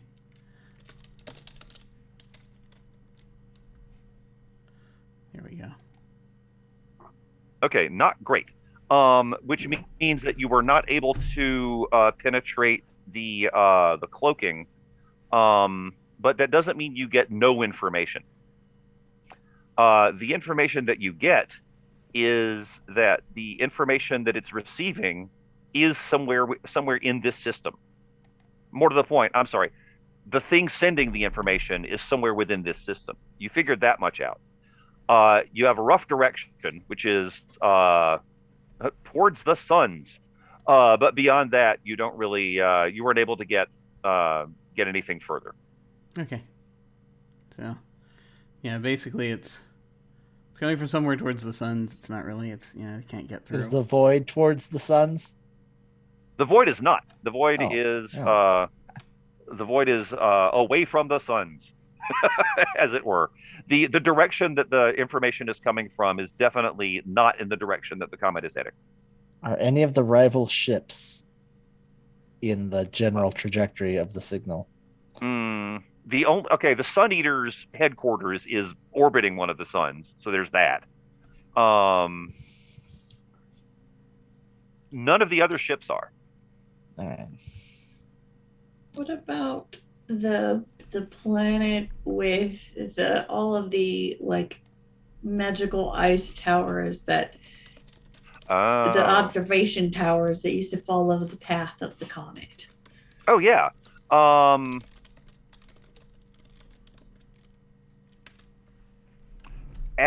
Given your current position, that planet is directly on the other side of the suns from you. So yeah, you could draw a line from here to that planet and it goes through the suns.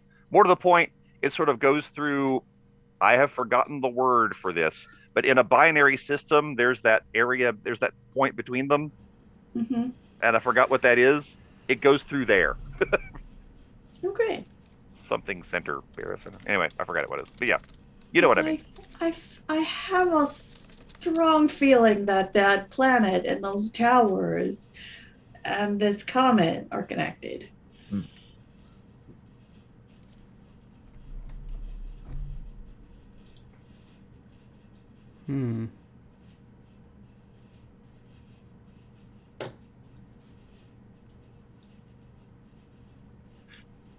Possibly. That planet would be a lot easier to scan than whatever's being cloaked on the comet. That is true. Scan that planet. We should do that. You could do it from here. Can we do that from here? You could do it from here. It's in system. You could do it from here. You should do that from here.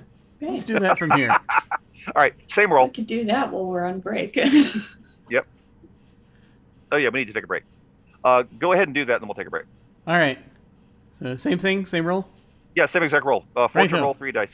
Number of dice 3.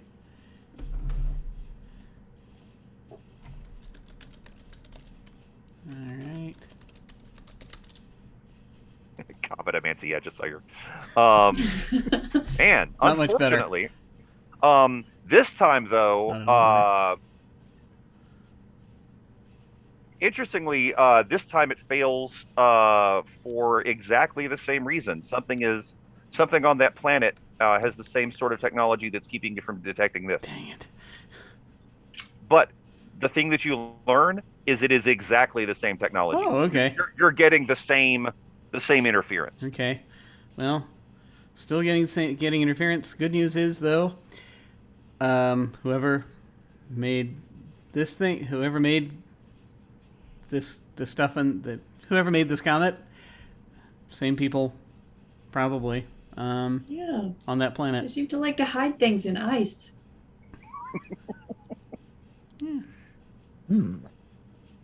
So is it a weapon to defend us, or is it just going home? We don't know yet.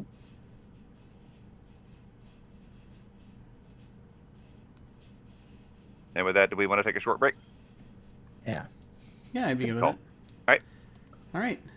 We will be back shortly. We will see you folks soon.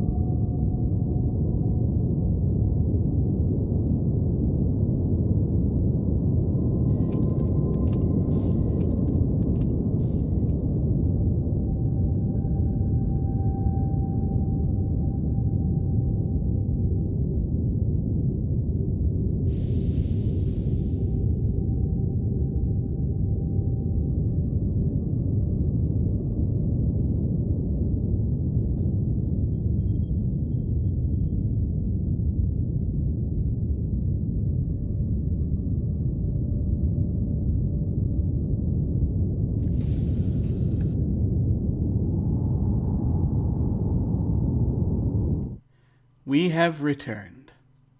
Okay, so the last thing that happened was you discovered that something weird and cloaked is both underneath you and on the big ice planet that is also in this system. The next thing that happens is Greg says three things. We are being hailed. Something is heading towards us very rapidly. And two of those large ships are shooting at each other. Which do you want details on first? Well, the last one seems like not our problem right now. I feel like the middle one's probably going to be the most important, and then after that, maybe we answer the hail. Or priorities acknowledged. What's the thing probes. aiming at us? They are probes, just like the ones that you sent into the void. Well, not just like the ones. Well, I was going to say Class D. But they do seem to be of similar manufacture. It must have been on sale. All right. I mean, they were. It was a very good deal. It was on the remainder table. Yeah, I didn't expect to see so many of those in the trying hold. to probe the comet too. These are like the AK-47s of probes. Yeah. You think that? So those are probably going to detect us in a moment if we stay on the back of this thing. I'm guessing. We should get off the back of it then. They do seem to be heading towards the comet, not specifically us. Yeah. So we might want to dive off ahead of time. But then someone has detected us. Greg, where's that signal coming from? The hailing signal? Yeah. It's coming from one of the probes. They're using it as a relay. Is it aimed at us specifically or just the comet? It's a broad beam. Not at me. Maybe we. But I am detecting it. I'm very good at detecting. That's great. So that tells us that we probably shouldn't answer. Should we? If you see a light. You see a light, just like it was originally green. It turns to red. Should we get off this thing just before it? Good idea. Before they. And then if we stop getting the hill, we'll know they're not aiming at us. I'll take us off right now. All right. Right, Obviously, is Spencer back in the? No roll to take off from the comet. Is Spencer back inside? Oh yeah, totally. Oh, thank goodness. Okay. Yeah. You've lost another AI. No. No. So you are no longer on the comet. Now, what does that mean that you are no longer on the comet? Where are you? Where have you moved the ship? We want to fly towards the. I'm going back in the ionization tail right now to hide our presence. Okay. But do we want to go to? Good call. Do we want to go to the planet, or do we want to go to the void? Isn't the planet inside the void? Or do you mean the ice planet? I meant the ice planet. Yeah. Oh. Yeah. Well, that's right. It's coming from the ice planet. Okay. I mean, I don't think we want to go inside the void and get shot at.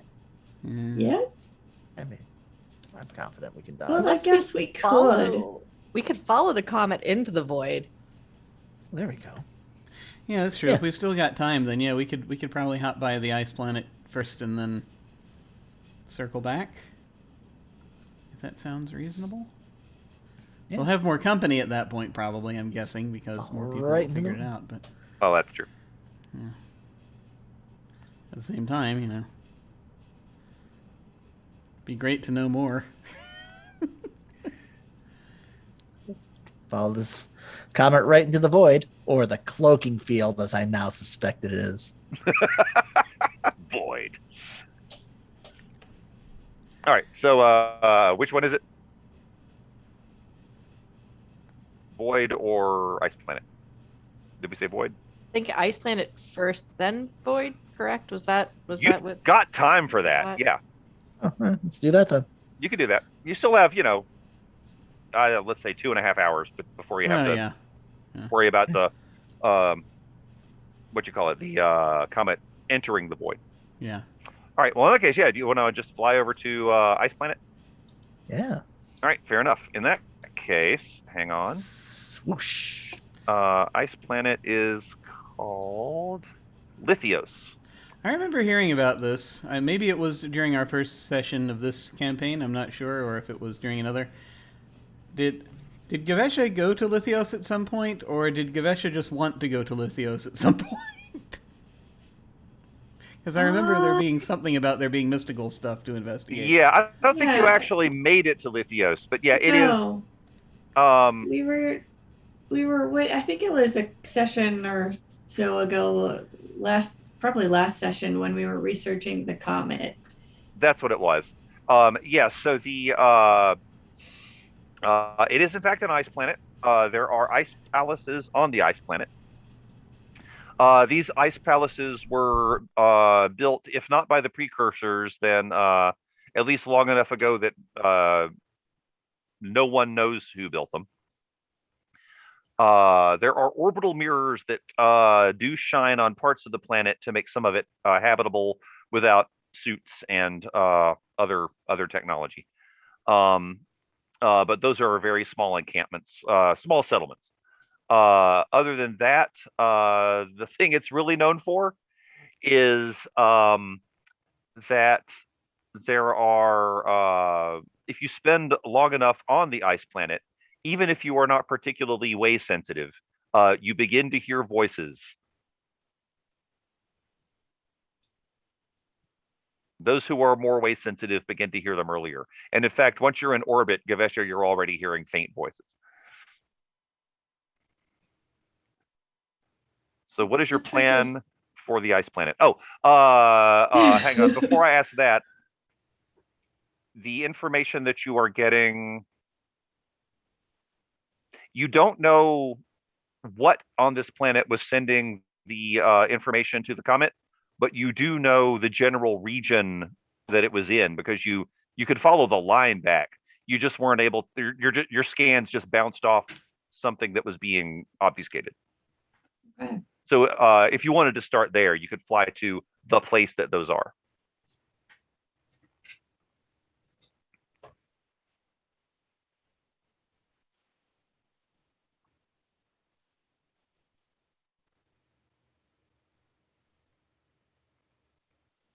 All right. So you're wanting to check out the place that the instructions are coming from? Got it. All right. Who's doing that and in what manner?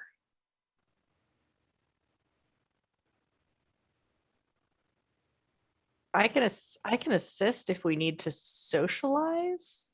Actually, yes, you certainly can.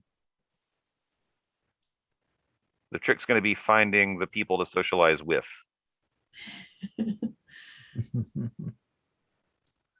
But like I said, you have the general region. It's just a matter of, also, said general region does have an ice palace on it. Okay. And whatever this is coming from, it's coming from, now that you're here, again, it's easy enough to follow because you never stop tracing the beam of information. You just weren't able to get any other information on it. But now that you're here, you can sort of start the process over because you have a visual on it. It's coming from the top of one of the spires. And You know, I like an bet antenna. if I try to scam it will say, talk to the hand. It may well do that. It depends on how well you roll. And in this case, there will be a risk. So I'll Because I will also have to try to filter out all these voices. on top of that, a lot of voices. Do you want me to try rolling the one thing first again before the brain pokery happens? Will that be safer? Maybe. I have a lot on my mind right now.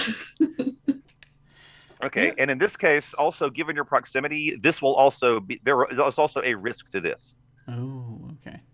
So actually, it's going to be a risk no matter what. So Yeah, what do we it think? just depends on what you're risking. In this case, like is it Gavesha or your ship's communications equipment? I mean, I think that the communication equipment is probably going to be the thing I'd rather hurt that than Gavesha, but at the same time, that's And I will state, okay, at least you know how to fix the communications. that is true. Also, I have a thing. You have a thing. I picked up a thing just a little while ago that might help us out here. But Okay. although I'm trying to decide if I want to save it for something bigger than communications equipment. Fair enough. All right. So what's your plan?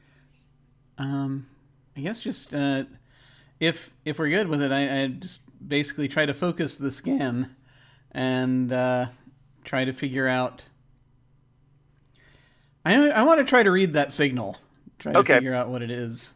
This is another rig roll, except this time it is going to be risky standard because, like I said, now consequences abound. But so this would be using the rig. This is not a fortune roll so much as a rig roll? This is not a fortune roll. This is an actual rig roll, and it'll when it asks you the questions, you'll tell it risky standard. Okay. And same stuff applies. You can add stuff to it, get assists, all of that Excellent. stuff because it's a roll. All right. We call that an action roll, I think. Let me look at this. Devil's bargains out there. And keep in mind, if you do a thing and I tell you a consequence, you can attempt to resist said consequence. You can always resist a consequence. All right. The only drawback is it might cost you a lot of stress if you roll badly on your resist roll. So yeah, I'm going to be using. I don't know if my hacking rig will help here or not, but in this case, it will. Yeah. Okay. So in this case, what it's going to do is it's not going to give you any bonus dice, but it will give you what's called potency, which means that actually you could trade that potency for one of two things. You could make it a controlled roll and still have standard effect, or you could bump it up to you could keep it risky and potentially get great effect. Okay. Oh. Well, damn it! I just realized something. I'm going to do a thing. All right. In a second, I just have to pick something up. Okay. Okay. But that said, hi. I'm less fuzzy now. So I'm going to be doing the using the hacking rig. I'm going to be putting that on.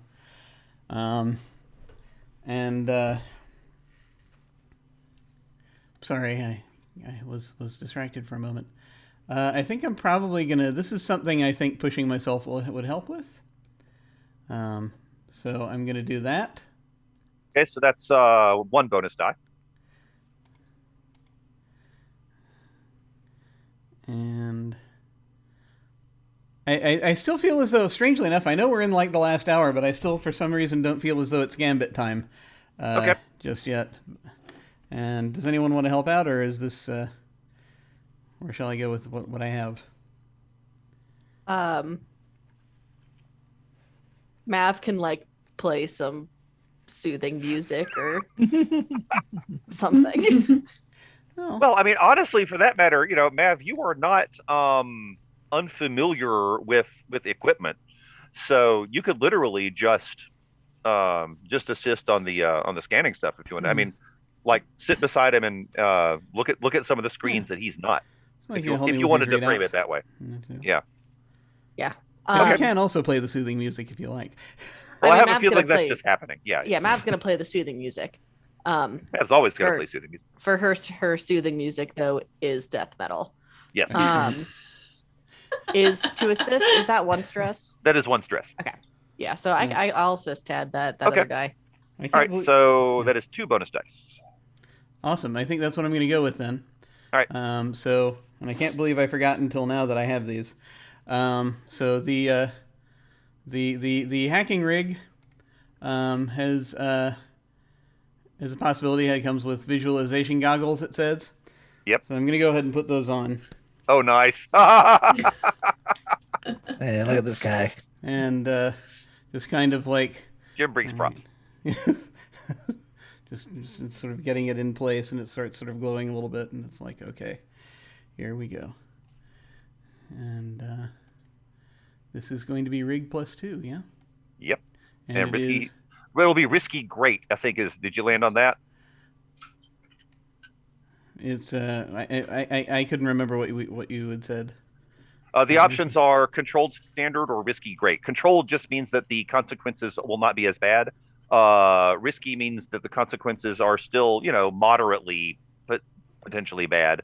But a great outcome is, I think a great outcome. We're gonna go for risky great.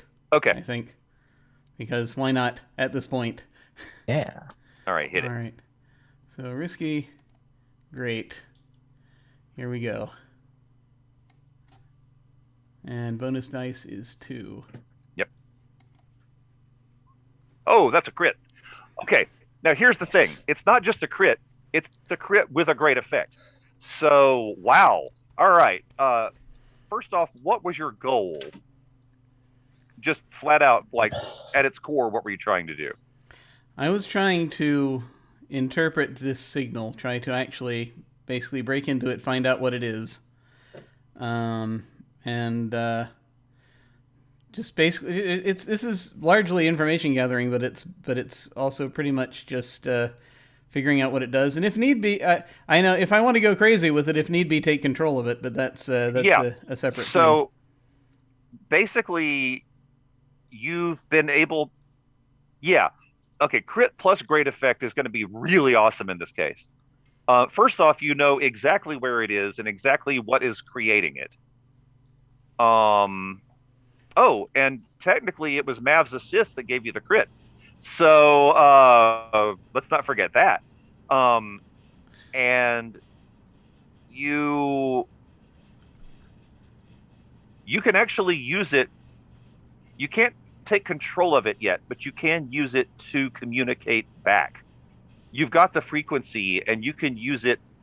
You can use it in the other direction if you want to. Okay. All right, I've got it. It's coming up now. What is it? So are we decoding the transmission? We can see what it is? Yeah, first off, the information that you're getting, decoding it actually tells you that what they are doing is pretty simply steering the comet towards the void. And does this, from looking at this signal and have we figured out who this is, or if it's like something someone's actually doing manually, like there's a person, or if this is more of an automated system? It's being guided, meaning something is in there making corrections when it needs to. But Mav, here we go. This is where Mav comes in. Mav, you are certain that that there's an intelligence behind it, but you are just as certain that it's an artificial intelligence. Doesn't make it any different, as if you see what I mean. But you are certain that the way it's thinking and the way it's acting are not organic.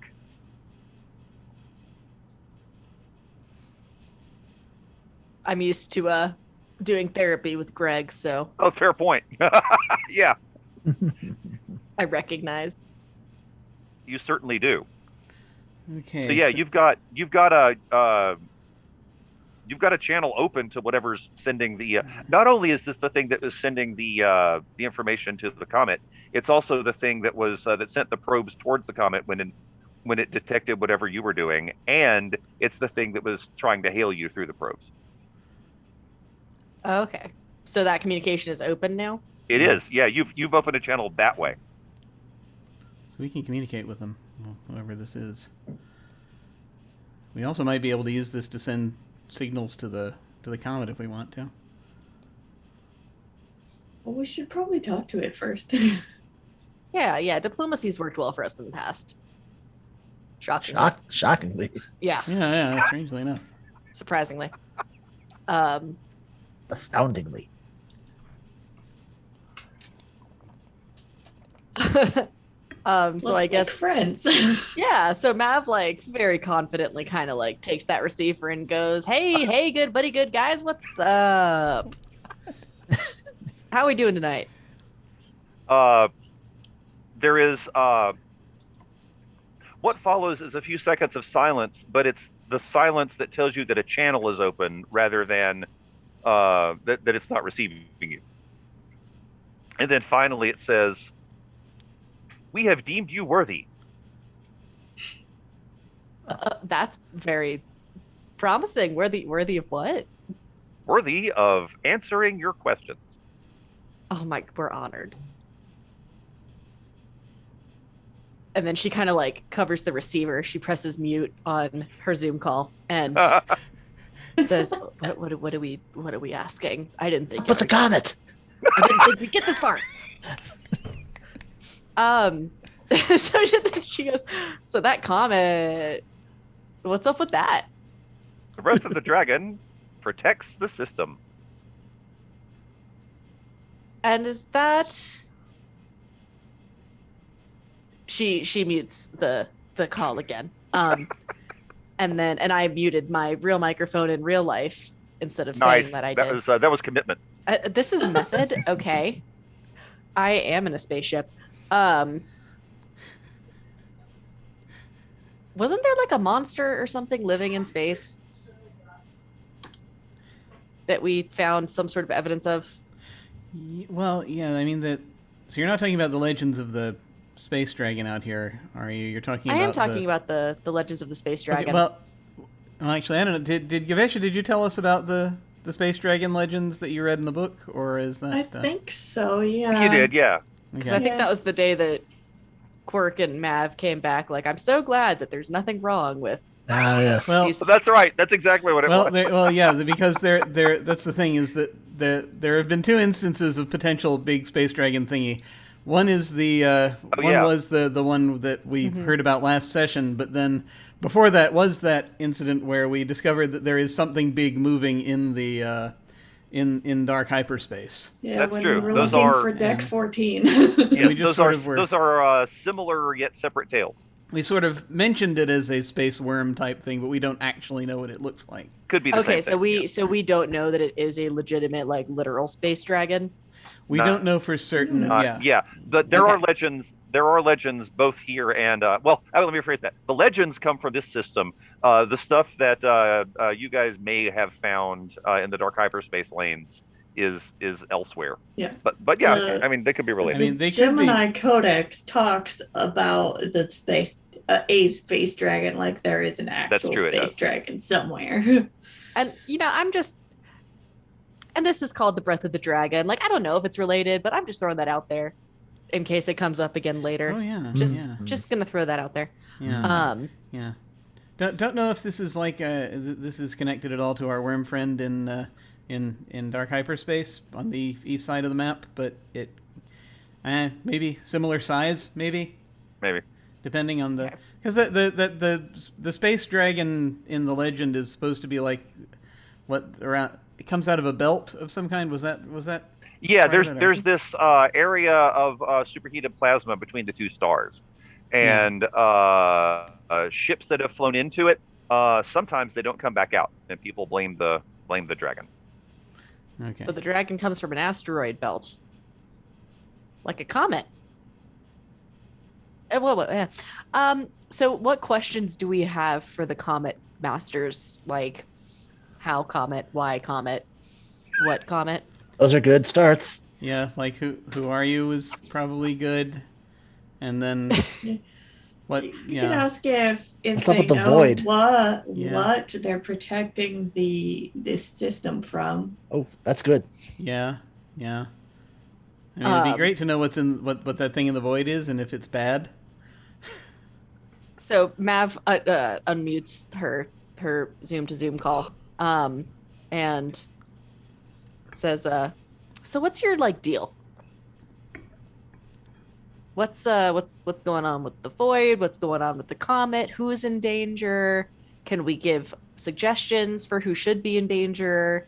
Are you taking God. requests Everyone is in danger. Everyone in the system is in danger. from you or from the No, we're void?" protecting it. Okay, good. So I'm glad The that very is- idea. I'm glad that's okay, cool. Because otherwise this would have been really awkward. Hmm. Whatever sent that hole in space is in danger. Okay, good. So hole in space is bad. Okay, void bad. Honestly, Yep. we should have picked up on those social cues.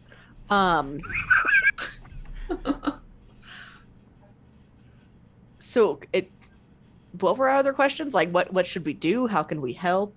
Are you taking requests for where to aim the comet? We were aiming it at the hole in space. Okay. Why? Because it's a threat. What kind of threat? We would like to know that too.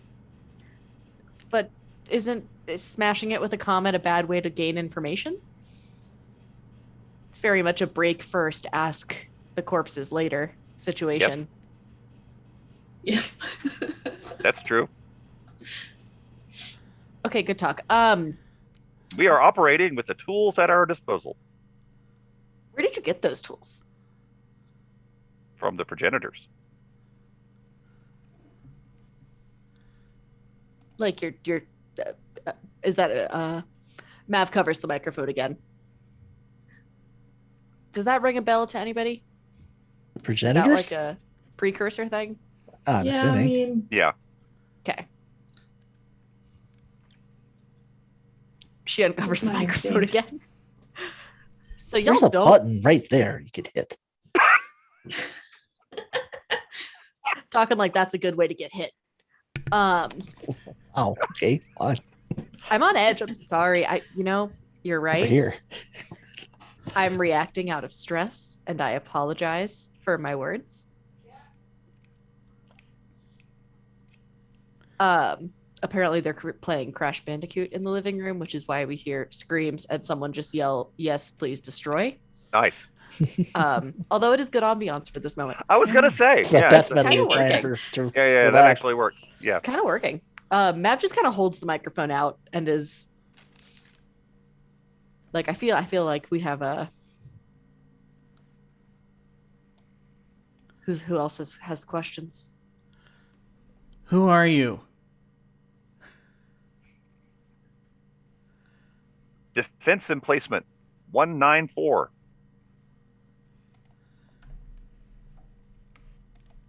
Very What are you? Defense emplacement 194. how many spires are there on this planet? at least There's 193. a lot of spires. Yeah. So, do you know anything about this void aside from or is literally Just the that, only? just that it's a threat. How do you know it's a threat? It's on our list of threats. You have a list. What else is on your list of threats? And we add to that list of threats. What? If you have a pen, it's M-A-L. L, right. It's number 14 on our list of threats. Hole in space. If a hole in space appears, divert the comet. Really, that seems fairly high up. For When something did- I thought was fairly unusual to happen. Has this happened before? This is the first time we're aware of it. What's number one? Oh gosh, what is number 1? Let's think about this. Okay, got it. Very specific, so I'm Yes. curious. Number 1 is a glowing silver orb the size of a moon. I mean, that seems reasonable. Yeah, that would be a major. That would be really scary. I'd think that's a threat. Because you'd think that it's a moon as you're heading toward it, but then And as then you're you heading have toward to- it, you realize that it's not, and You that would have to be. say it out loud. That sounds very effective. All right, well, this I- guy's story checks out. Yeah. Oh, I think I've heard of those. I think they're called snow moons. You know. God. No, it's funnier not to say it. Never mind. Anyway. But Sorry, which snow moon?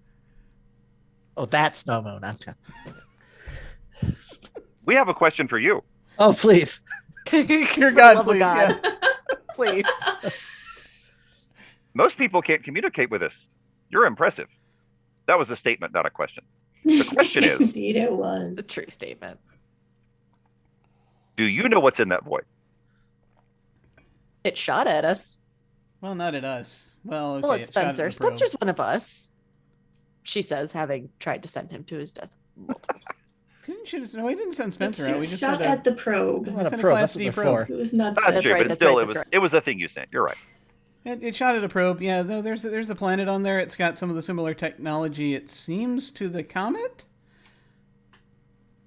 I'm sending schematics to your ship now. Greg Oh, says, I bet Greg says, I'm receiving schematics.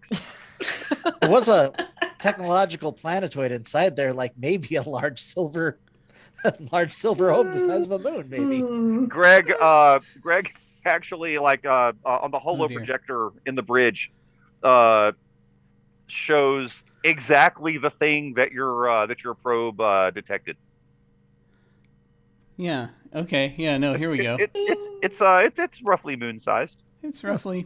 Pretty silvery. Do we? I mean- we kind of. Oh. Oh, okay. That's. All right. I feel like we ought to let this comet slam into that. There was that, and there was a ship, and the only thing that the only thing that confuses me here is that there was it was like the similar manufacturer from the what didn't we hear there was a similar manufacturer of the comet's motivator or whatever it was. Oh no, this was the probes that were sent from here towards you. Those were the similar manufacturers. Probes that were Oh, sent. I'm sorry. Are you talking about similar manufacturer, the probes motivator, and the Stuff from cloaking the void. technology? That's I Yeah, seem to they are remember that was similar. Yeah, I'm sorry. Yes, those are similar. Yeah, it's like to the ship that there was a ship, and then there was this moon-sized silver sphere. Well, I mean, I'm sure the precursors had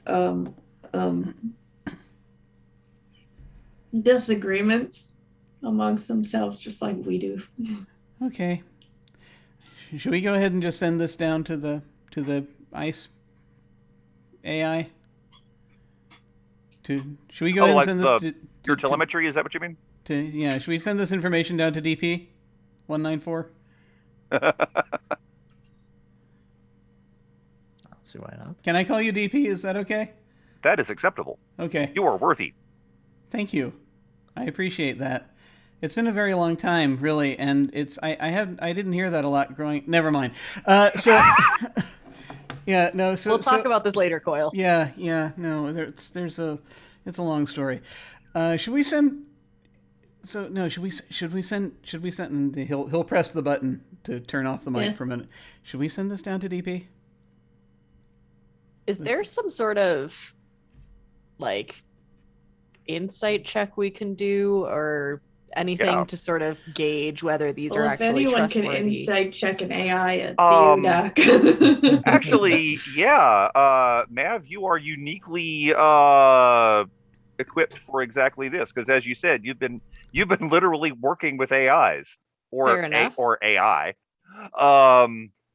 So what should that be? I can push myself to roll my doctor rating while performing a different action. Oh. Say which patient, research, or posting taught you this trick. All three are the same answer. That's true. Yeah, go for it. All right, so what should that be? This feels like. Hang on.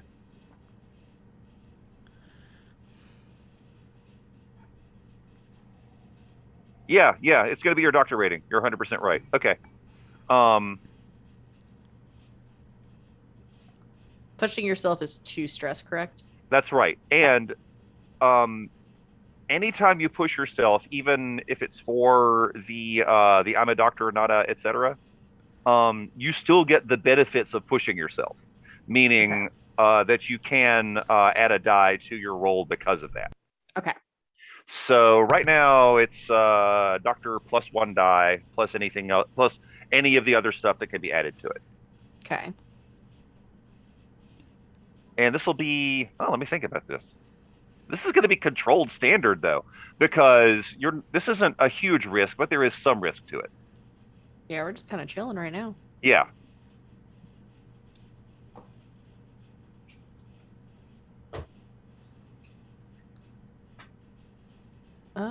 Okay, so that's the 1 bonus die.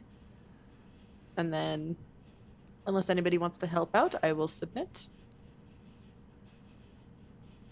Okay, that's a success. Hey. All right, so you were basically just trying to figure out if it's trustworthy. Was that your main goal? Okay. Yeah, if this is honestly the intentions and Yes, and if it's our best bet.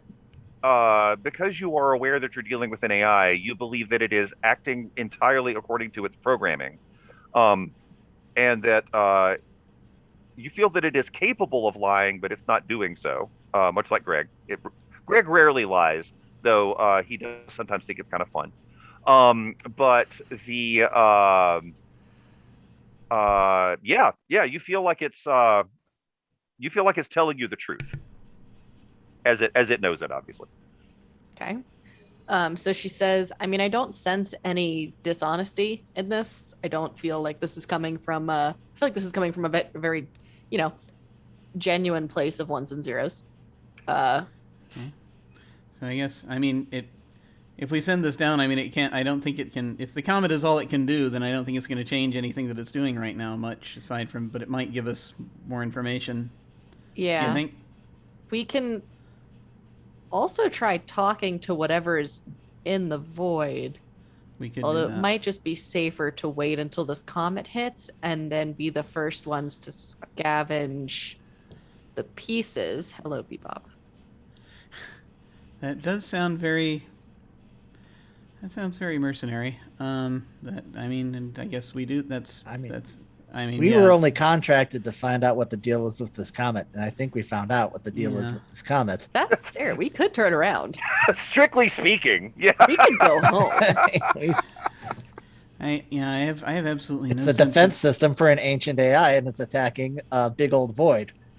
Which we were not contracted to discover what its deal was. This is beyond the scope of our contract. Just saying. I come from a guild background. I am not. And see if they want us to find out more. That's right. I'm a guilder. We follow the contracts. That's exactly right. Yeah.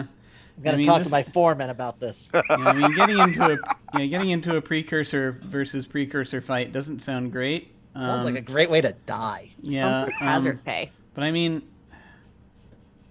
you just sort of look over at Gavesha, just be like, I don't suppose there are any legends about big silver moon-sized spheres or anything like that. Do I remember seeing anything like that in the No, codex? you don't remember reading any of those. No, but I wasn't really looking. That's fair. Okay, I guess we can. I mean, I'm just curious to know how they're going to react if we let them. If we give them our telemetry on the stuff in the void, it might help, maybe if that thing is bad news. But I mean, they could at least confirm if it is the thing at the top of their threat list. What do you think? Is it? Yeah. See any problems like sharing with the AI? Seems like it's been pretty square with us. Yeah. We've had good luck partnering with this sort of persona in the past. Yeah, True. They seem to like us. Okay. Right, Greg? Absolutely. That's right. All right. Gonna go ahead and reopen this channel. Hey, Number okay, 194 seems friendly. That was great. That's true. At least number 194 does seem friendly. Hey, DP, I'm gonna send you our telemetry from the that we got from our probe before they destroyed it. Acceptable. In the void. Here you go. And I'm just gonna go ahead and send this. Yeah. This hologrammatic information that we've been projected down there. And milliseconds after it receives it says, "This is very bad." Is that the thing at the top of your list? That's the thing at the top of my list. That's not good. It's a good thing you're already hitting it with the exact thing that will destroy it without fail, correct? That is wrong. Now we know it won't work. Oh, that's not good. Help? What's going to happen? What is the thing do you know more about the thing at the top of the list? I have been deceived. We don't like deception. What? Why would you? Who deceived you? Whatever made the void.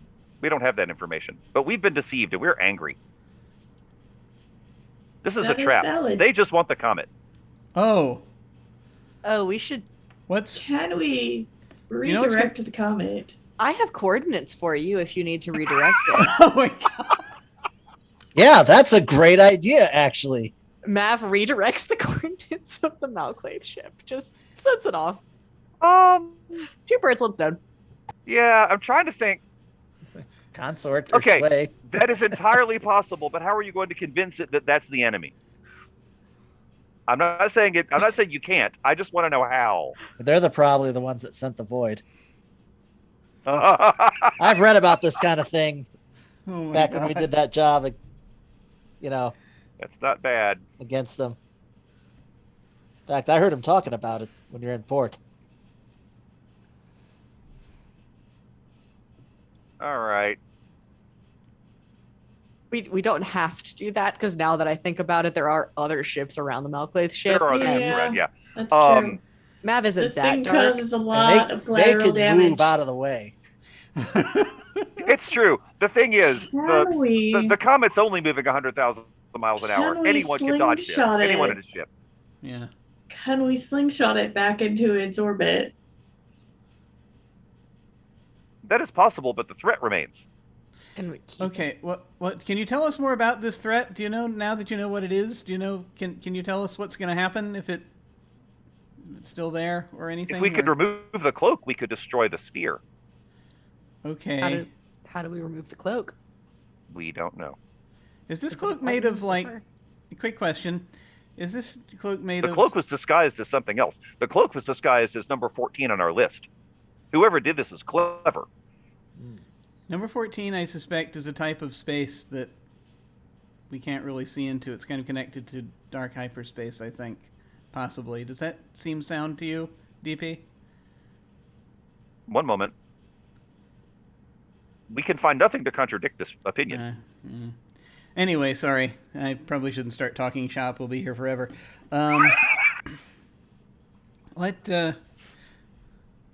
Yeah, so, I mean, do we know what the... Okay, if the sphere is the threat, do we know what or why or how this thing is a threat? We were not given this information. We were just told, react against this list of threats. Does the hologram give us information about its weapon systems or anything like that? Yeah, it does. It doesn't have any. The sphere? Nope. What So it shot had the an thing down? Was that the escort ship? Gunship? Yeah, you suspect it came from some sort of spaceship that was around it. Probably an Yeah. escort or something, yeah. Yeah. We So what detected is some kind of ship. We just didn't have any information about. Okay. Specific. Sorry, go ahead. what is your program protocol for dealing with number one? Send the comet to it. But We have if- basically one response. But you said it wouldn't work, and the comet was about to be stolen by it. It won't work in the void. It will work against the sphere. Oh, I see. Right. I so see. if the void, if the void shield drops, then Okay. the comet can destroy. So we have about an hour and a half to get that cloak down before comet gets there. Can you do that? That would be excellent. We would Maybe. be extremely grateful. DP-194 would be your friend.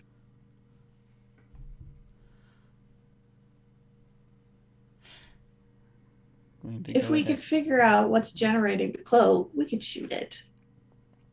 Could we ask them? Yeah, maybe we should. I mean, we've got this frequency. We might be able to use that to help us figure out their frequency. We can write a note and attach it to a probe and send it in. Can we And please the note not, says, not make probes the answer to everything? I feel as that okay. Maybe "Be a my class D. friend. Check Maybe yes." a class D. Got a lot. Got a whole hold full of them. Yeah, that's true. We do have a lot of those. We Like- need to use I those. do prefer the loss of probes to the loss of our weak fleshy bodies. That is true. That is Sense. true. If something is going to get shot at, I would prefer a probe. That would probably be better. Yeah. Okay. Yeah. That's how. I mean, yeah, we'll figure something out. If there's a way to communicate with that thing, then we'll I just like to at least get confirmation, and it's just sort of, and this is I'm muting the mic again before he's. Yeah. I just like to get confirmation that whatever it is that's in there is going to be a problem for. Maybe we can just kind of pop in before and we destroy it. open a hail. It's worth trying. As Quirk I could continues try to to point out, eavesdrop on them. I think I could dodge laser fire. Pretty good. We got a particle beam I'm waiting to use too still. Oh, that's true. true. You haven't got to That's shoot very anything true. with it yet. Could we spirit Here's Iris onto the ship? here's the question. Actually, maybe. Yeah.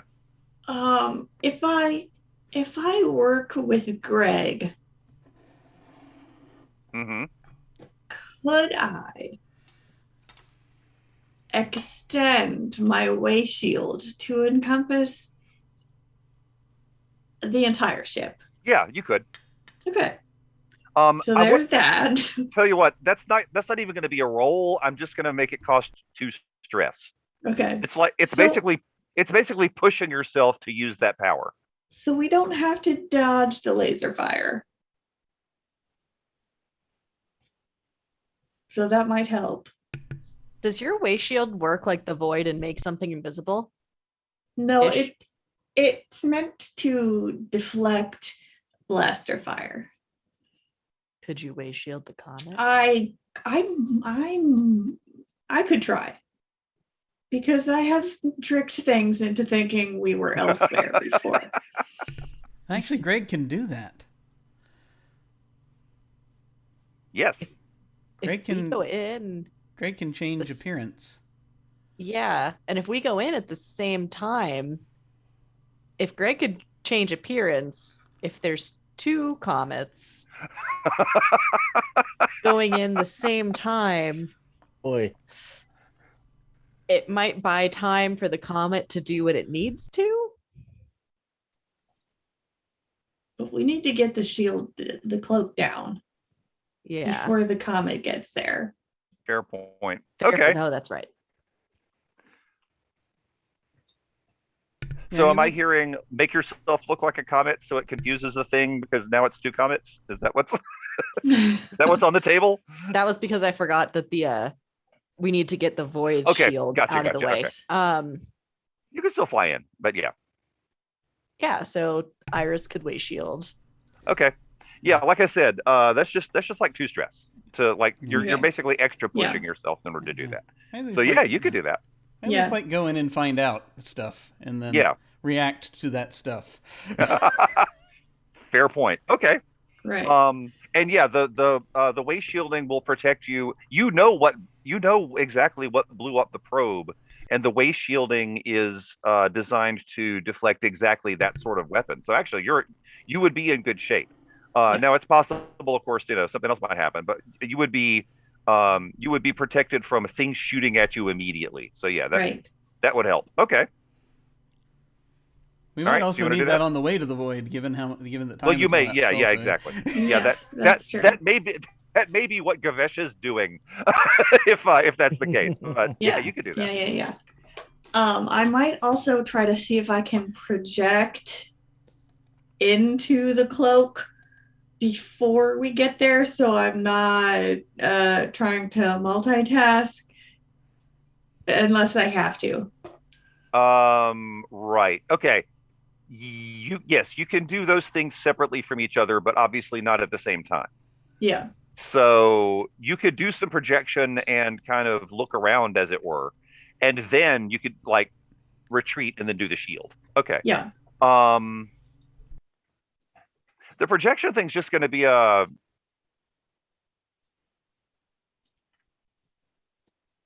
Okay, do a fortune roll, but use your attune score for the number of dice, because this is just gather information. You're not really at any risk. And just like the other ones, you'll learn something, but if you roll particularly high, you'll learn really cool stuff. Okay.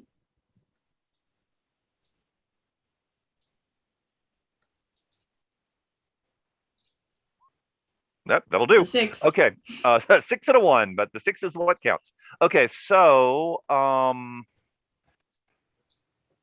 what are you looking for specifically? I'm Are you trying to detect a certain thing, or are you just trying to yeah. Kind of. Specifically, I am looking for like their shield generator or their cloaking device, so that we can target it. Anything else I get in general, great, but that's what I'm looking for in particular, because that is our goal, to take down the cloak. Okay, there's a cluster of 5 ships, and they are surrounding a 6th ship. The 6th ship is the thing that's making the void. Okay. The other ships are clearly there in a protective fashion. So I will however I need to do that, like toss up on the holo projector a quick sketch of what I'm looking at, so everyone else knows what we need to target. And it is pretty far away from the big silver sphere thing.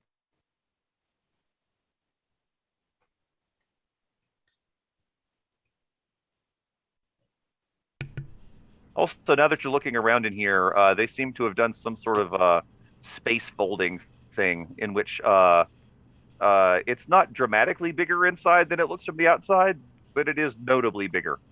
Okay. FYI. Okay.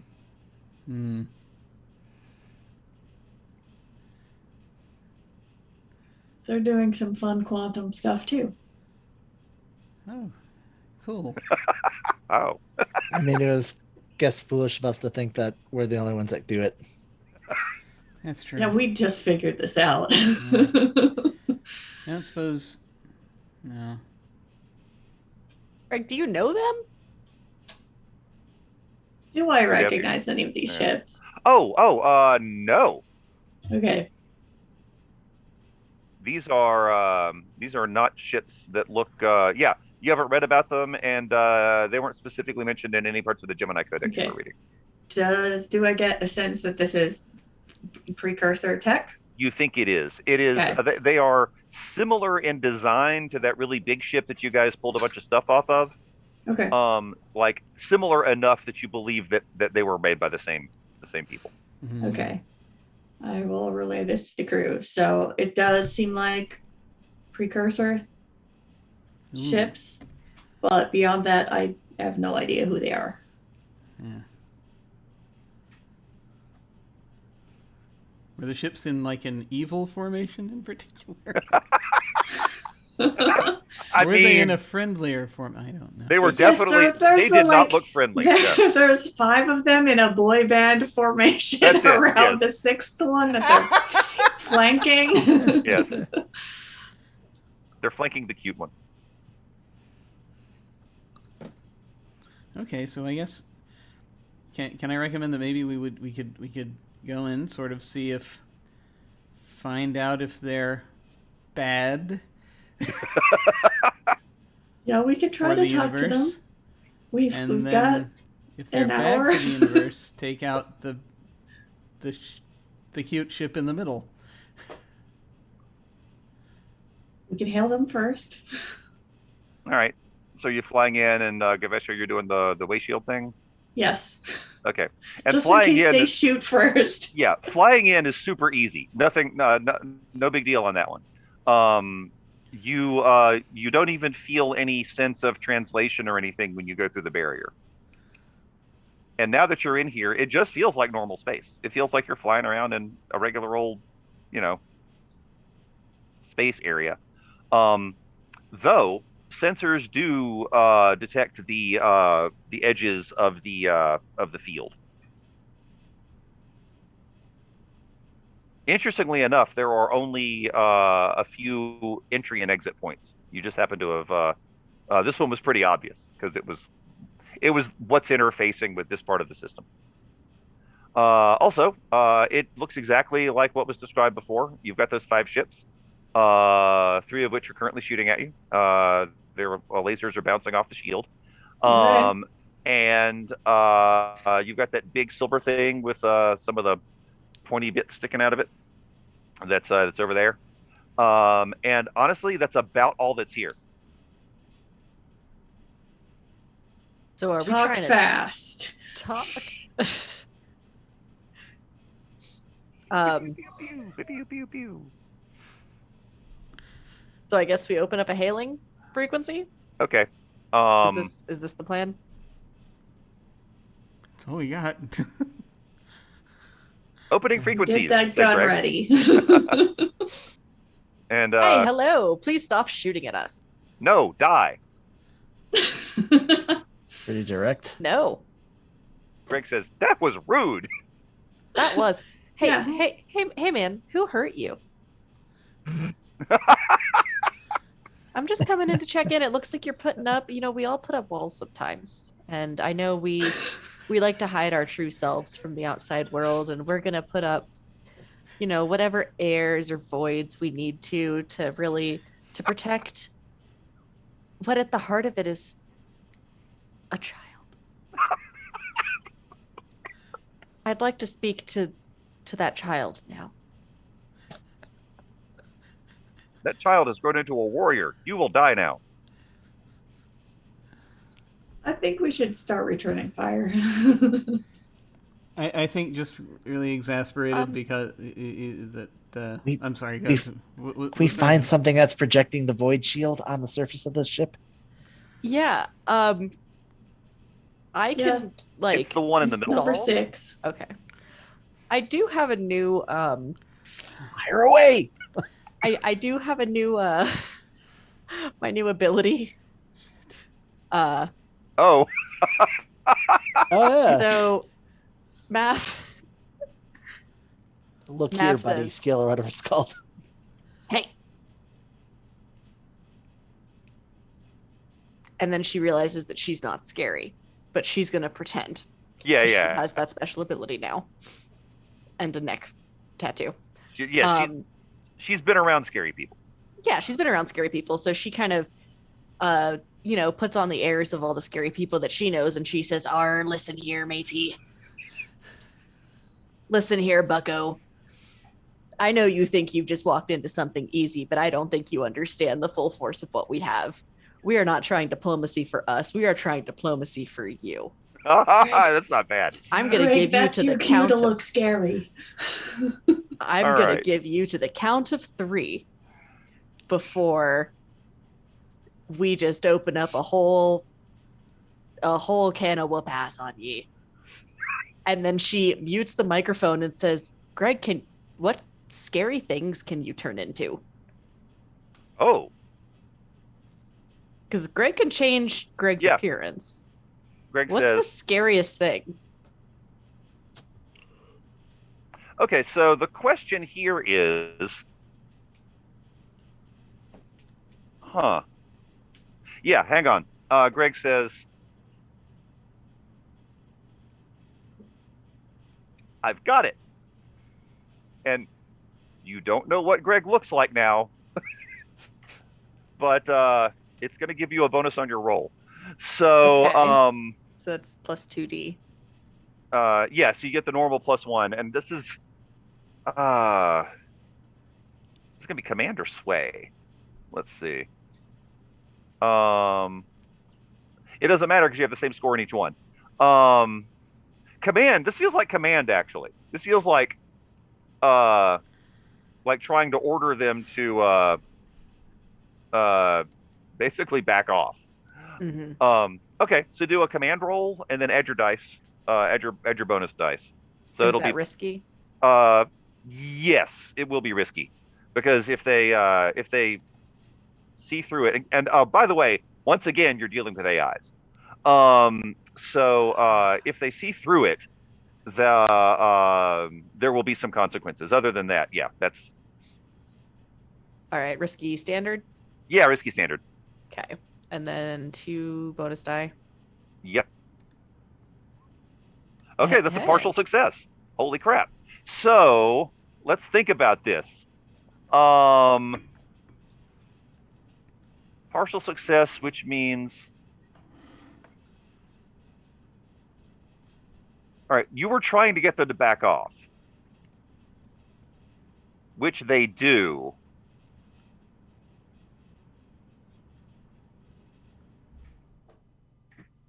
I mean, she has a lot of experience psychiatrying Greg. So, I mean, for lack of a better term, it would be knowing what buttons to push. Okay, got it. Here's what happens.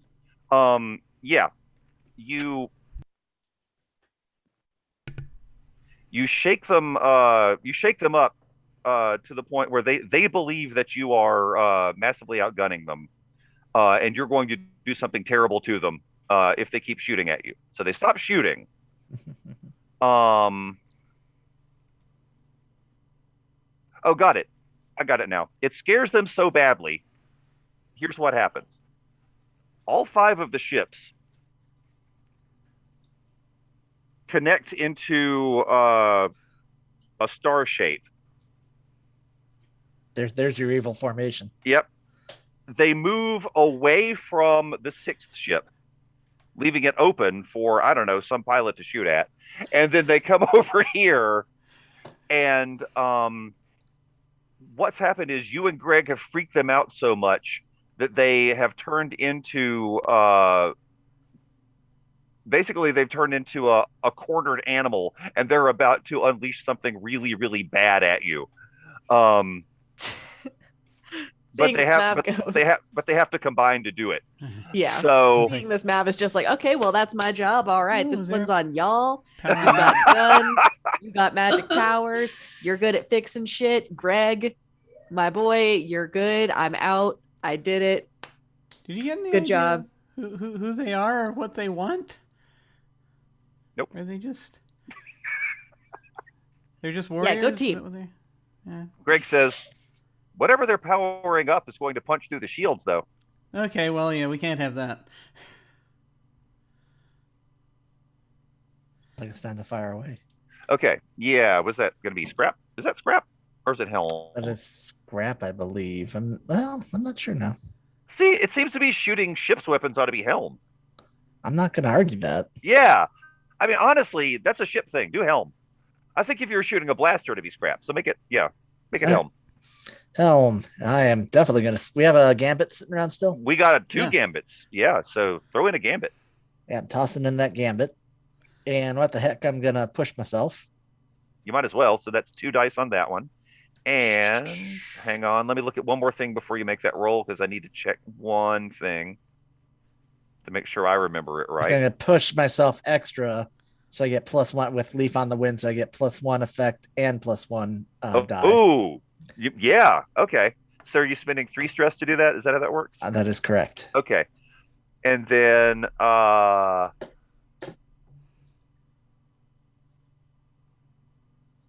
you could also do exceed specs.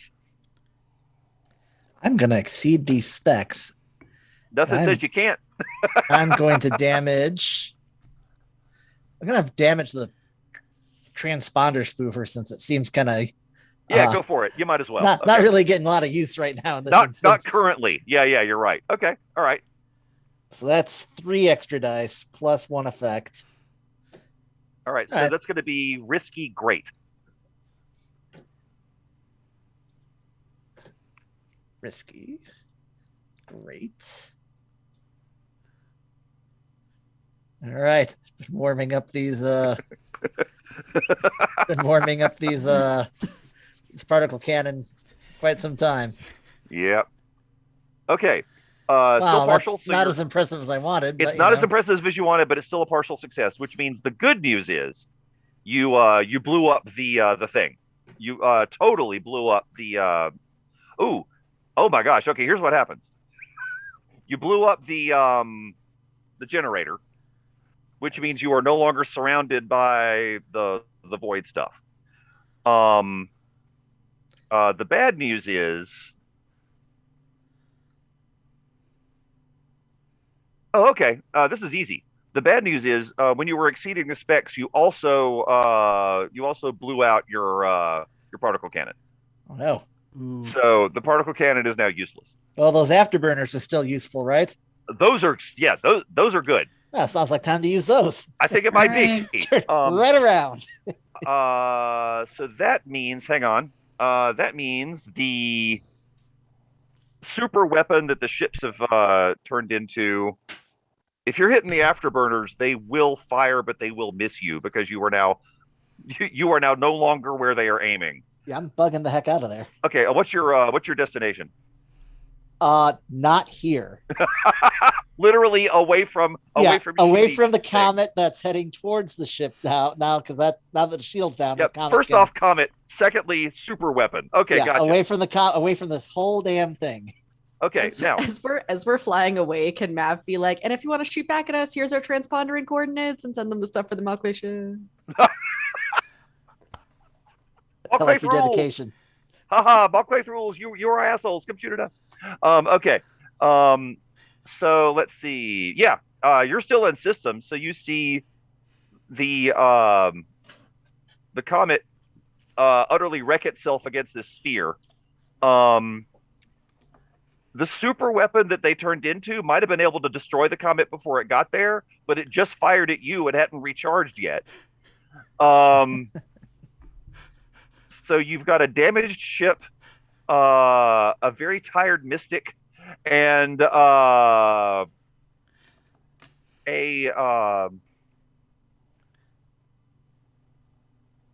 particularly grateful precursor AI now. It's not a bad thing to have. And I just love that we did the well. I will wait. I will wait until I say that. I will say that later. I'm sorry. Yeah, But we're noping the hell out of this Yeah. system. In what way? Because you don't have to use the gate if you don't want to. Well, right now I'm just noping out of the general area. Yeah. I understand that. But if you're leaving the system, you can. And then Yeah. we'll take one of our black site routes or whatever. Gotcha. And then continuing to use the actuator. Because Yeah. right now, for until this job is over, which it's about to be, that actuator, if you'll remember, even has like a bonus in quality, which means you can. It's awesome. Level 6. All Yep. right. And Well, even after that, it's going to be at a 5, so you're still in pretty good shape. Yeah. All right. So yeah, are you heading back to? your Maelstrom. paycheck to collect. Oh, that's true. Yeah, and your contact is your contact's at the Cove, so I guess you're just doing that. All right, right, so doing we a little can- dance. We can skip to that. And on your way, Greg says, "Oh, I should change form. Oh yeah, Yes. that'd be good. They might not like this. What form did you go with, Greg? A bigger version of what they were. Okay. Nice. Effective. Much do we bigger. I mean, Gigantamax. Greg, do we have like so Greg, save the information on the stuff that we shot at so we can find out later who those were. I mean, because I mean it's they were all AIs, I guess. So I mean it's Recorded the scans. yeah, but we I just going in randomly just just destroying one side against another. It was really because they hadn't done anything. I mean, that could have been really bad news if that had gotten out, maybe. Well, but now that I know We didn't what know to what they were look gonna for, I can consult the codex. Oh, that's true. Yeah. Yeah, that's a good idea. Yeah, let's find out if we just made a huge mistake. I mean, they were the first people to talk to us, so that's who we sided with. That's true. That's how it Yeah, works. Fair enough. Yeah, that's always what happens. They should have talked. The other guy should have talked to us first. I know, right? They just kept saying die. That was I that mean, was yeah, annoying. they just shot the probe. That was very Yeah, rude of them. I'm feeling pretty happy about. Yeah. Yeah. They just said die, die, die. The other AI had I'm Had siding more- with the had more to articulate say. AI. Yeah. All right. So we don't really have to do the downtime stuff, etc., since this will be the final session. Though we can, if we decide to if we decide to continue this at any point, we can basically fit the downtime onto the beginning of something else, like down the road. But for now, you get 6 cred. I will adjust a few. Oh, this is interesting, actually. Again, we're not going to do the heat and stuff like that. But what's fascinating here is, despite the fact that there was an enormous explosion, your involvement in it was actually really not known, because you snuck in here without any of the dreadnoughts spotting you. Your ship is not huge, and they were all focused on the comet to begin with, meaning the heat is going to be really minimal for you in this system, which is hilarious, because this is easily the biggest thing you've blown up. So what I'm hearing is we're awesome. You are. Holy crap. And like I said, like an old Dirty Pair adventure. Oh gosh, it is.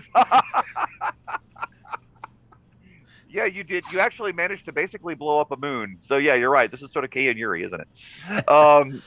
So that's it. Like I said, we can because we're wrapping here, we don't really have to do a lot of the other wrap up stuff. But I've got all the information if for some reason continuation happens, like, months or years down the road. But thanks a lot, everybody. That was fun. Yeah. As they finally got to fire the particle kingdom. Yes. As they fly off into the sunset, Mav says, "Hey guys, how do you greet a pirate's computer?" I've shuddered to ask. You say AII.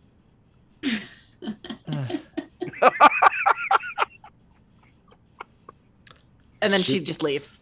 And I shoot Mav out the airlock. We'll drop you off. I don't think any court would convict you on that. I'll just delete that character sheet. No, we don't need to shoot it out the airlock. It'll be fine. I just feel. I went to land or an atmosphere. Then I'm just gonna. Yeah, I can. So it'll hurt more. Just gonna tilt the stairs so she.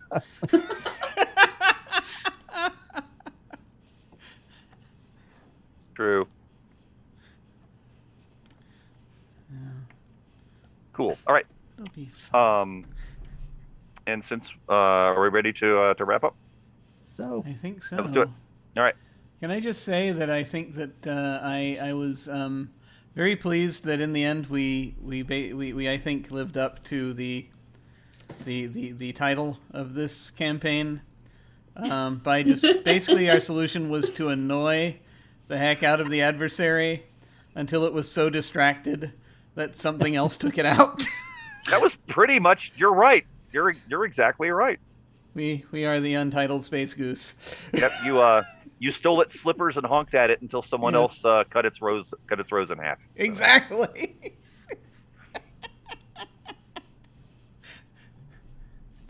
That was such a delight. Well, I have to say, just this has been awesome. I've really enjoyed getting to play this little run of things.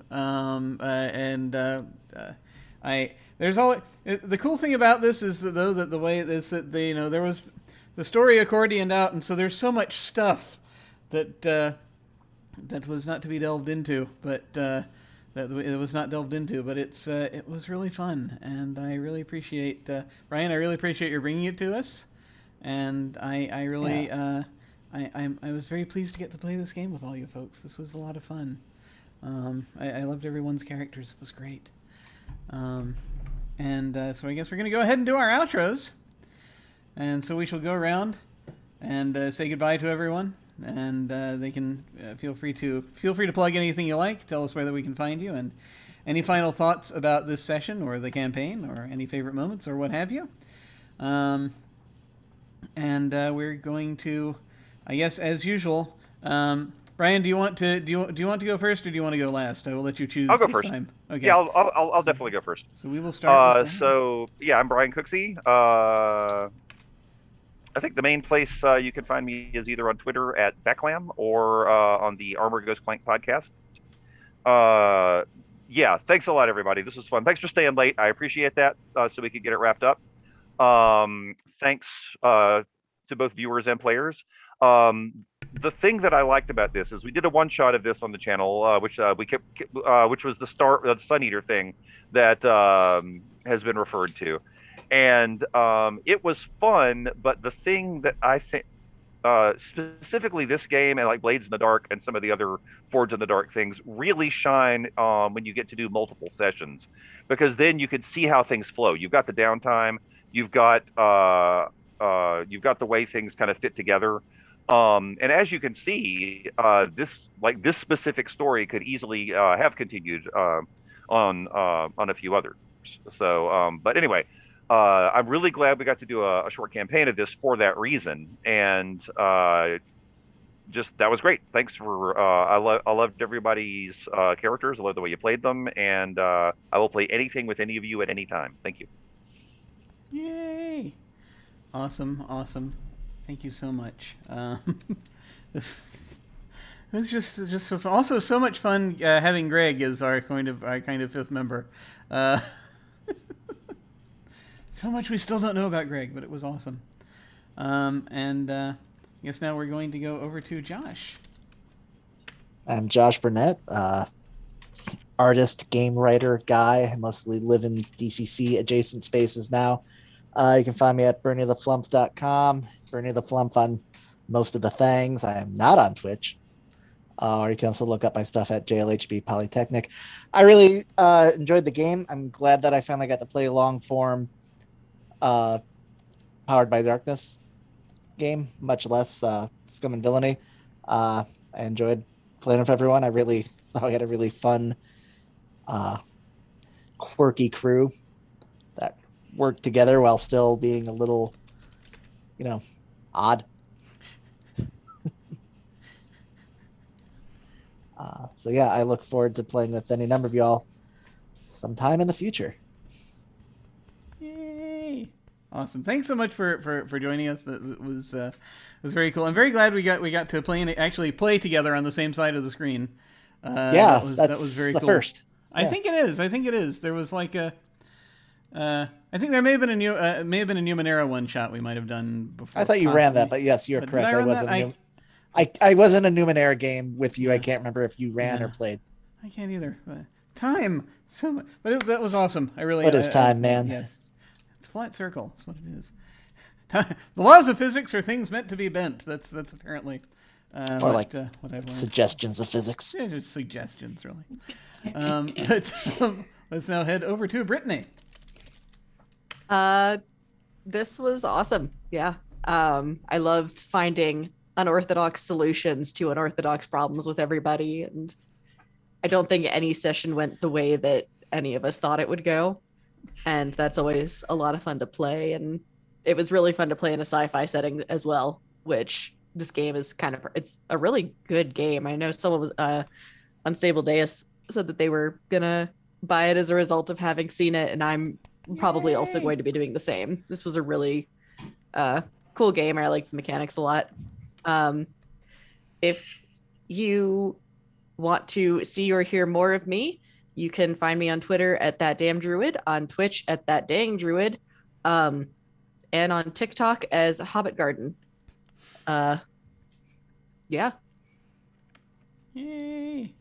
Awesome. And folks can also feel free, if there are any links that aren't in the predefined command that I throw in, you can feel free to drop them in chat if you want to. But also, Brittany, I had missed playing with you for because it had been quite a long time before we got back there. So thank you so much for coming back and playing with us. It was freaking awesome. I loved Mav. It was just a beautiful thing. It was a beautiful thing. It was hysterical, and I loved it. Very, very awesome. And over to Alyssa. I am Alyssa. You can find me on Twitch and Twitter at Shawltales.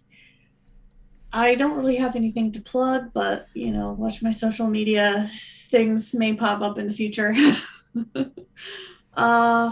I really enjoyed revisiting this character and exploring more of the system. I'm really enjoying it. I feel like if I do more sci-fi campaigns in the future, this will be a strong contender for sure. And yeah, it was a lot of fun to sort of expand on Gavesha's powers and see what she could do, and how many strange and unorthodox ways I could use these very sort of basic Jedi powers. And I loved everybody else's characters and watching them unfold as well. So, yeah. Yeah. And it was wonderful to play with Coil again. Yay! That was so much fun. Thank you so much for coming, for joining us on this. I think that, honestly, and if I may briefly endorse, I think that everyone on the planet should at some point have the opportunity to play in a game with Alyssa at some point in their lives. It is, I love that the things that we managed to work out very quickly and easily through roleplay, and that you have my back, like even for non-roleplay stuff. But it's and that it's just so awesome, and I love having you here, and I appreciate it very much. I appreciate being here. And also looking forward to what things happen in the future. Yes. Yes. But that said, it's back to me. And who am I? Why am I here? What's my purpose in life? Who knows? I really enjoyed playing this, getting to play Coil again. And sort of deepening the story, finally figuring out more things about about his character and more things about this game, the world, the setting. I feel as though I actually am starting to finally grasp Forged in the Dark games a little bit. So I'm very grateful again to Brian for bringing it to us and running it, because now it's like, okay, I'm starting to get it, and that took a little while for me, but I'm very glad it's very glad that that's something that I can now start to feel as though a little more confident with in playing, at least. So that was really cool. That was very cool. And this is a great game. So yes, I'm very pleased. I'm very pleased. Also very pleased seeing Unstable Deus in the chat. Yes, I'm very pleased I'm able to introduce Unstable Deus and other folks to these, help introduce them to these games and be the cause of their bank accounts emptying on gaming material, because if it happens to me, it should happen to others. So I'm very happy to share that. Very, very, very delightful problem with everyone. What's happening? What's happening here? So, it is Wednesday. On next thing I have planned game-wise on this channel is going to be on Saturday. Saturday evenings is our Invisible Sun game, The Edge of Paradox, that I'm running. They have garnered attention in a small town. They're trying to deal with these things that are basically planting suggestions in people's minds, and they've gotten one of the three they need to help out. And so 1 down, 3 to go, and we'll see how they do. And on Tuesday nights we have our Urban Shadows game when we're available. Because we have. It's a small game at this point. We've got 2 players, but it's a lot of fun. It's set in the game we're playing is set in Rome, Italy, and it's they're in the final arc now. It's going to be very interesting to see how they deal with things. So very much looking forward to that. And that's all we have coming up for right now. There will probably be more stuff coming up in the near future. I am in talks. And in planning stages for more games to appear. They'll probably continue to happen at a fairly even keel, easy pace, so that I don't lose my mind. But I very much appreciate it. Thank you all very much for watching. I'm going to go ahead and for the end of this campaign, I'm going to go ahead, I think, and when we go to the end card, send a raid over to Praxagorth Hesmophoria. Oh yeah. They're probably near the end of their session, I think, but they're playing The Witcher. Oh, cool. We're going to go over there and say hi to them. Feel free to hang on if you are so inclined and say hi to them with us. That again will be when we hit the end card. In the meantime, folks, thank you all very much for watching. Take care, and we will see you all of a sudden. Farewell.